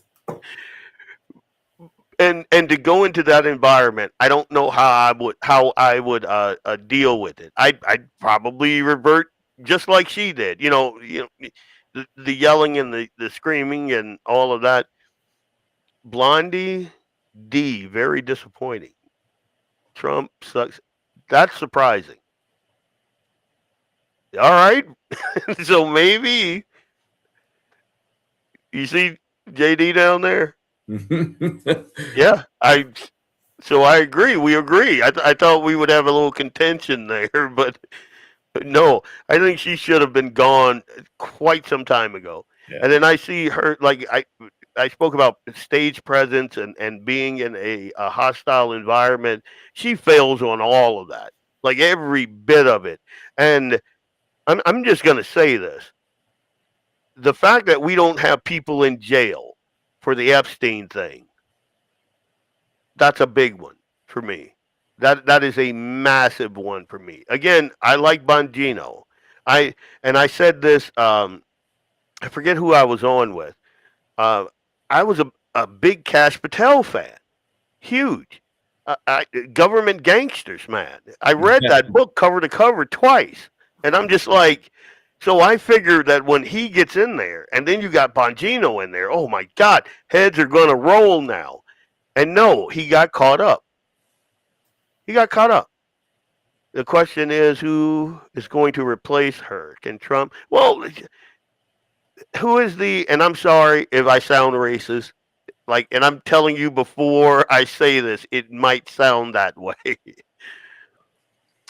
But the Indian girl that works under her, she's hot for 60. Otherwise, I'd probably give it her. Dude, this is a good point here. And people are going to be upset with me. I do not like this whole Barbie thing. I don't. I don't like what Kristi Noem did. That's a huge mark against her, in my opinion. Before Trump took office, she took all that time off to get sucked and tucked and nipped and injected and all of that stuff. We don't need that. We need effective leaders. We do not need that. And I think one of Trump's flaws is he kind of has that whole DEI thing. He thinks that putting women in positions of power, especially hot women, that's okay. And Harmeet Dillon, that's who I was thinking about right there. I think she could do a very good job. I also recently learned that 2/3 of the lawyer positions for Trump's administration has not been filled. Oh, due to the blue slip rule. Yeah, I like Harmeet. Like, if you've ever heard her speaking, she's not a Pam Blondie. Nope, she is not. 60 years old. Wow, I cannot. That cannot be real. There's no way Pam. But well, maybe. All right, maybe a C now. I don't know. I'm kidding. She is 60 years old, November 17th, 1965. That is insane. Wow, I would have never have guessed that. She does look. Yep, much your wife younger. is right there, man. So it's mine. So she's listening.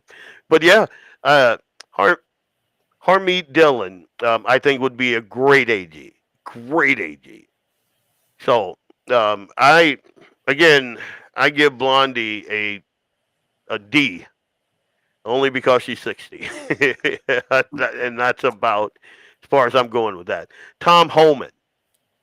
What do you think about Tom Homan and the job that he's been doing? He is the ICE guy. He's over immigration enforcement.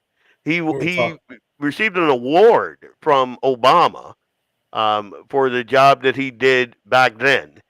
He's doing the same job now, and they're giving him all kind of garbage for it. Like he has a heavy lift because the last administration again let in like 20 million people and flew them all over the friggin' country. So Brian says Blondie is a D for me, a single D. Yeah. Love Tom. Harmeet is a smoke show. Come on, dude. Come on. Let's bring it up. Eyes are up here. You know. I like Tom. I give Tom an A, especially in the environment that he's working in, especially with all these anti-ICE idiots that are running around. Solid A. I like the dude. Like, he can't speak for crap. I don't know what that is. I know some of it is Southern, so I get it. But dude's a boss, and I think he's doing a bang-up job. I think he could do a better job if Democrats weren't running so much interference. The only drawback that I see with Tom Homan is I want to see more doors get kicked in. I think the fact that they could put on anti-ICE protests in Minneapolis where they legitimately were taking millions of dollars out of the airport there in luggage bags and shipping it and flying back to Somalia. I think the fact that could happen, the fact that they could just lose, well, not lose, but $9 billion just stolen, fleeced from the American people, and they could basically throw a anti-ICE hissy fit just to get that out of the news cycle. I wouldn't have cared. You know, what's really funny is all the Democrats are upset with Trump and his deporting illegals and stuff, when what he's doing is exactly what Obama and Biden and Hillary all ran on saying they would do if they were elected. He's doing it. Yeah. And they all deported more people than Trump has so far. Yeah. By a lot. By millions. Yeah. But because he's taken a stance on things, it's an agenda. It's a way of them to try and get at him. They've been throwing darts at him for 10 years now and nothing's sticking. So it's just another avenue for them to try and get at him. When it's something they have ran on, it's been a platform of theirs for many years. Yeah. But they couldn't get certain things done that he's getting done. So they got to throw darts at him. I also think that the Democrats have an ingenious plan for those illegals. Like and there's a couple of things here to unpack. When we're talking about illegal immigration and we're talking about voting fraud, those things in my head, they're the same thing. A lot of that voting fraud is coming out of those like in Minneapolis, I think you can vouch for 6 people. I had heard it was 8, but then someone told me it was 6. I could go. Um, say I'm Somalian. I can go and I can vouch for 6 other voters in Minneapolis. That is insane. So But it's the only place you can vote 6 for 6 other voters. You can vouch. Like, are they registered voters? Can they legally vote here? And you can say yes to 6 people. Just on like your if they don't have their ID. Wow. Yeah, it's insanity, man. Wow. And we would not have known that had not folks like Nick Shirley gone out there. Like right now, Nick Shirley is legitimately going to. He's got the voter rolls. He's going to people's houses where they say that this voter voted this many times, contributed this money to Act Blue and blah, blah, blah, knocks on the door. Nobody lives there. You go there, they're like 20, but they're all P.O. boxes. He went to one house, said the woman was 125 years old. Like, we got to do something about that, man. And I think one of the reasons why they're so hard set against Trump being effective in removing these illegals is because there is a whole voter thing component tied to it. And the fact that he got the SAVE Act, that's going to blow a hole in that. Like, there's a lot of moving parts here. And something else you said just a second ago. They've been throwing darts at this dude for 10 years. And when we're talking about the Epstein files, and people are like, oh, Trump's a pedophile, Trump's in that. Do you think for one second that this information, they made up a whole scenario of golden showers in Russia, Russia, and all of that stuff out of whole cloth? Do you believe for one second if they had that information that Trump was tied up with Epstein and that whole thing, they would not have trotted that thing out first thing, and it has solid concrete evidence of it? It'd be on billboards all over this country, and Yep. all over every major news source there is. Yeah, and it would have been for the last 10 years. Like, Yeah. they would have led with that thing. Like, there would have never been a Trump 1 had that been a thing. Yeah. And their biggest hang-up is not the fact that he's deported so many people, because like we said, Obama and Trump or Biden deported more. What he's trying so hard to do is prevent people from coming in illegally. He's trying to build that wall. He's trying to bridge that gap from people getting in so easily. And that's what they're upset about. Oh, yeah. Oh, yeah. The border crossings are like 0 now at the southern border. We do have a bit of a problem at the northern border, and I'm going to dig into that one of these days on one of these shows. But, wow, time flies. So let's do one more. Caroline Levitt. Oh, man, I'm glad you brought that one up. What's that? I'm glad you brought that one up. I like her. So, what do you think about old Caroline? I think she's smart. She's quick-witted. She's extremely knowledgeable of her job, the Constitution. I like her a lot. Yep. And not just because she's pretty.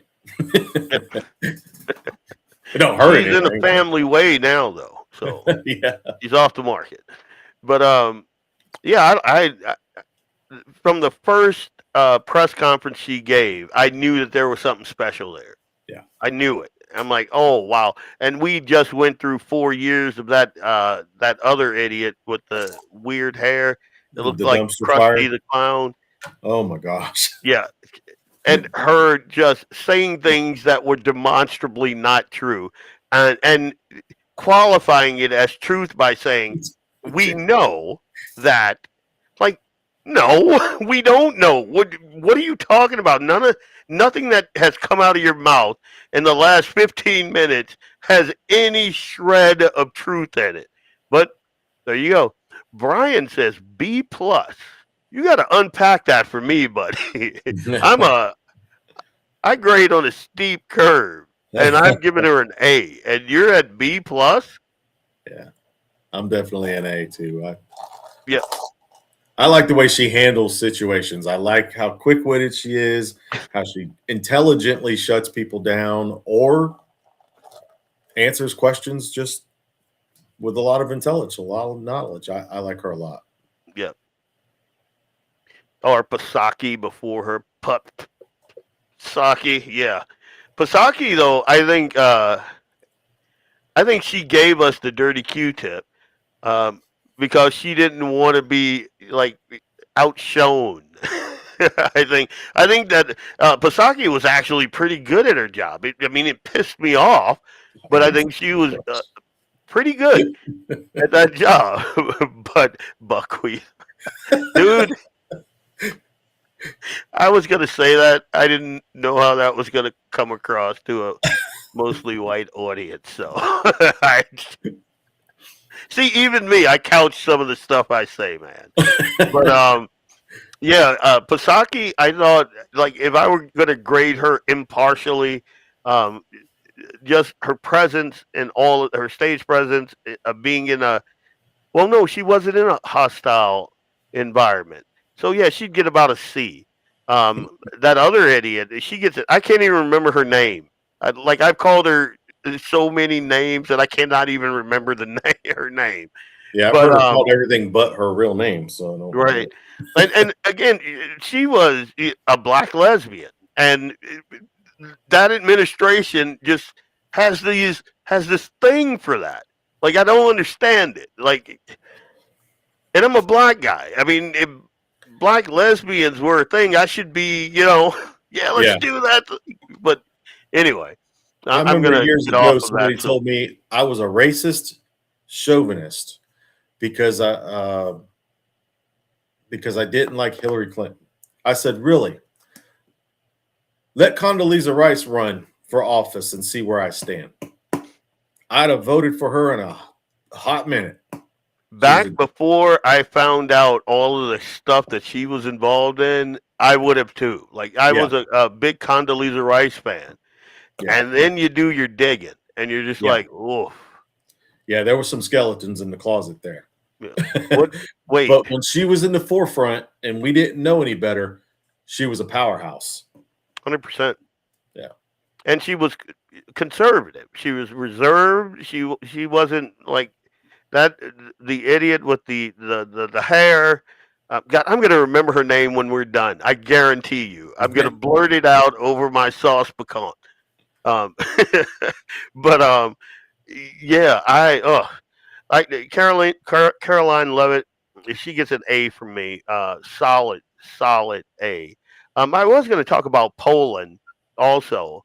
Like we were talking about gun ownership and that sort of thing, but we're running short on time, so I'm just going to hit this really quick.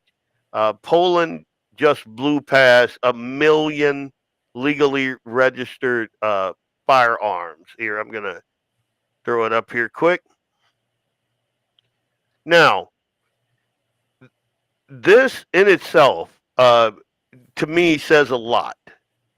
These folks over there, because, and I'm just going to put this out there, because of the immigration and because of the rising crime. And like they're going to say it's because the officials over there are saying that this is happening because of the Ukraine deal. But it's not, it has nothing to do with Ukraine and Russia. The retired police sergeant said that it's because of the rising crime levels going on over there in Poland. And we look at that like some other countries look at that and go, wow, 1 million. Like that. And again, that is unprecedented there. It's actually closer to 1.2 million and climbing. And registered. And over 107,000 new guns last year alone. Permits double since 2015. Now, when you're looking at that, you're like, wow. But that's only, 2.5 guns per 100 citizens. So, and to put that in perspective, we are 120 to 125 guns per 100 citizens. So that shows you there's a big gap. Big gap. bit. I don't like. I think the most armed nation, like in the hands of the citizens, doesn't even come up to like maybe 50, and we are like way up there. Like, and again, oh, Karina Jean. I should have remembered that Jean Pierre. Yeah, I should have remembered that. But there you go. B plus only because the content she has to defend. Sometimes she handles it great, but it seems to me that there are times she doesn't 100% smell what she's stepping in. Okay, I guess I get. And again, sometimes you got to sell things. Like, I don't know how she's going to put a good spin on this whole glyphosate thing, but that's another show. We're not going to get into that now. We'll be here forever. But I'm scratching my head on that one, and I'm reading as much as I can, and I don't like it. I remember in the last legislative session, I was in there fighting against this thing that I had no idea Trump would be doing. This was for a local thing, for a North Dakota thing, and then I open up my feed today, and there's Trump, and you're just like, wait a minute, what's going on here? But he's better than a Democrat by a damn sight. So, if you're asking me, and again, I think that we're going to have problems in the midterm, but I will not be one of those problems, and I will be doing everything I can to get Republicans, even if I don't agree with them, but on 100% of things, I'm going to try to get them elected because I know what the alternative to that is. Exactly. And I don't like it. I got a kid, man. His kid's... He's going to have to operate in this world after Democrats have got in there and mucked up the works. Anything you want to leave us with, Vance? Keep fighting the fight. That article you put up, one thing that always throws up red flags to me anytime I read a gun article is registered. Yep. Registered. Fees, fines, licensing, all this stuff, it's all just ties to the government. It's just all revenue. And I've said it many, many times on various shows I've done with Clay. I absolutely can't stand anything that ties us to the government. We, the people, are supposed to control the government, not the other way around. And Right. Clay and I have both preached for many years that licensing and fees, most of the times, is where they have stolen your rights and they're selling them back to you. And we've got to stop that. And this is a whole nother show, but the tax strike, that's something we might need to talk about sometime. Okay. 100%. And I'm all about striking for the tax. Yeah.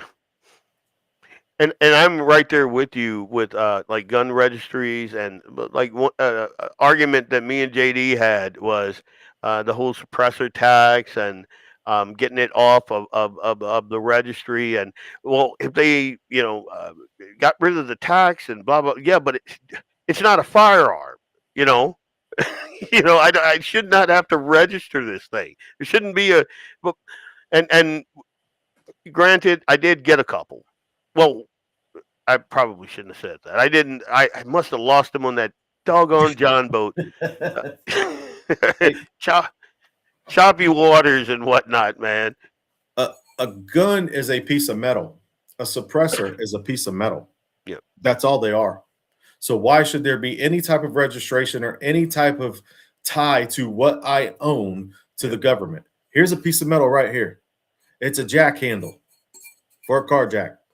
Yep. I'm not even sure why it's in my gun room, but it's nothing but a piece of metal. And I can take this and kill somebody with it. Yep. I can't fire a bullet out the end of it, but I could take this and kill somebody with it. So should I register it to the government? Should I have a license for this? What's the difference? Because with a gun, there's a way that they can control it. Yeah. They can track you. They can find you. And my wife is very, I love this woman. She's very careful. She doesn't want to say things with her phone on in front of her. She asks me often, honey, do we have enough ammo? Yep. I said, honey, there's never going to be a time in life when you ask me that question and I say yes. Yep. Never. Good so woman. I'm blessed to have a woman that wants to be prepared. But I just really can't stand the taxes, the fees, the licensing. You have to get a license to be married, to enter into a holy matrimony. You have to pay a fee to a government. Doesn't make any sense. It's absolute. Everything has to do with controlling the people. The government, for hundreds of years now, from many years back, have turned things around to try to control the people instead of the people controlling the government.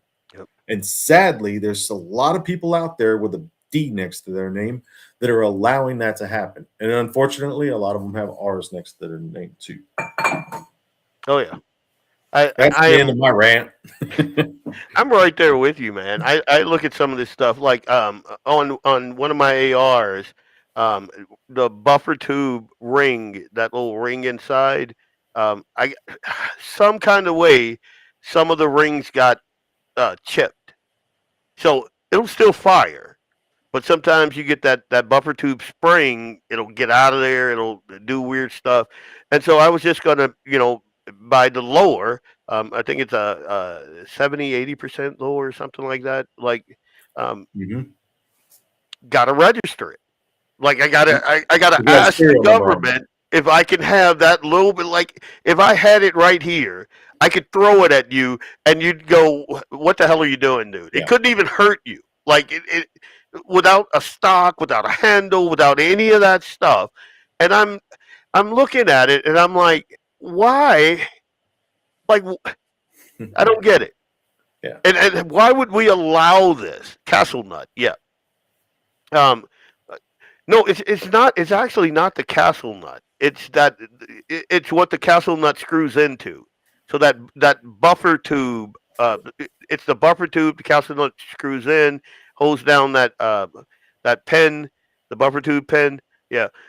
But so I was just going to get that little piece, that little lower, and fit everything that I have on that. Nope, can't do it. You got to go through the ATF and blah blah blah. And I'm looking at the guy and I'm like, you got to be kidding me right now. And then I think about the real ID. Like my ID has worked for me. I'm 50 years old. It has worked for 40 some odd years. Just fine. Why do I need a real ID? I mean, because you guys let in all these illegals and they're giving them out like chiclets, and now we got to go to this thing now? What? Yeah. I mean, what's up with that? And then trying to get us to move to the digital currency. Like, there's a lot that I see going on that I don't like. Nelson, people are just giving me all kinds of. No, I just bought the whole thing, man. So. I was upset though, like that little. And now that I'm thinking about it, that's for a shorter AR too. So I wonder, oh my God, if I change that thing and some dipwad wanted to be an idiot, if he could ding me for that. Yeah, I think I'm talking too much now. Because I think that one is for the truck AR, and it is what, a 10-inch barrel, I think it is, and I think it came with a wrist brace. That's how I bought it, and so now I got to research that. I don't want to take that thing to the range and have some cop be like, "Hey, buddy." The chances of that happening is almost non-existent unless they're listening to me speak right now, and then the jig is up. So It's the front, the matter, not the back. What? It's the front, the mat. Dude, I don't know what you're talking about. It's the front that matters, not the back. The barrel coming out. Oh, sure. Sure. Okay, that makes sense. But yeah, Nelson is for pistol suppressors. Oh yeah, no. I'm not talking about that. We're about to get into a whole nother show here talking about guns. So anyway, tune in tomorrow, 6 p.m. Guns and not on the Guns in the 701 Network. Blackbeard Logic. I'll be on with my good friend Michael Coachman. We're going to unpack a couple of things. We're going to talk about a couple of things about a couple of things. Should be a fun show. And then tune in for Vance's show, Sportsman Sunday, 8 o'clock Sunday morning. Always a good devotional. And what you get with that is you get some God, and then we're talking about hunting and fishing. Yeah. And then we're all off to church. Yep. Yeah, you're right, exactly. Andy. Right. Yeah, the Nielsen for pistol suppressors. Yep. And I'm not, from now on, I am not going to be pulled into talking about suppressors of any kind. I lost the 2 that I bought in January. I fell right off the back of my John boat, and they can't swim because they're black, those guys. Anyway, I'm going to try to salvage what's left of Clay's show. He's going to come back and go, what did you do, dude? But anyway, God bless you guys. Good night. Good night. Take care.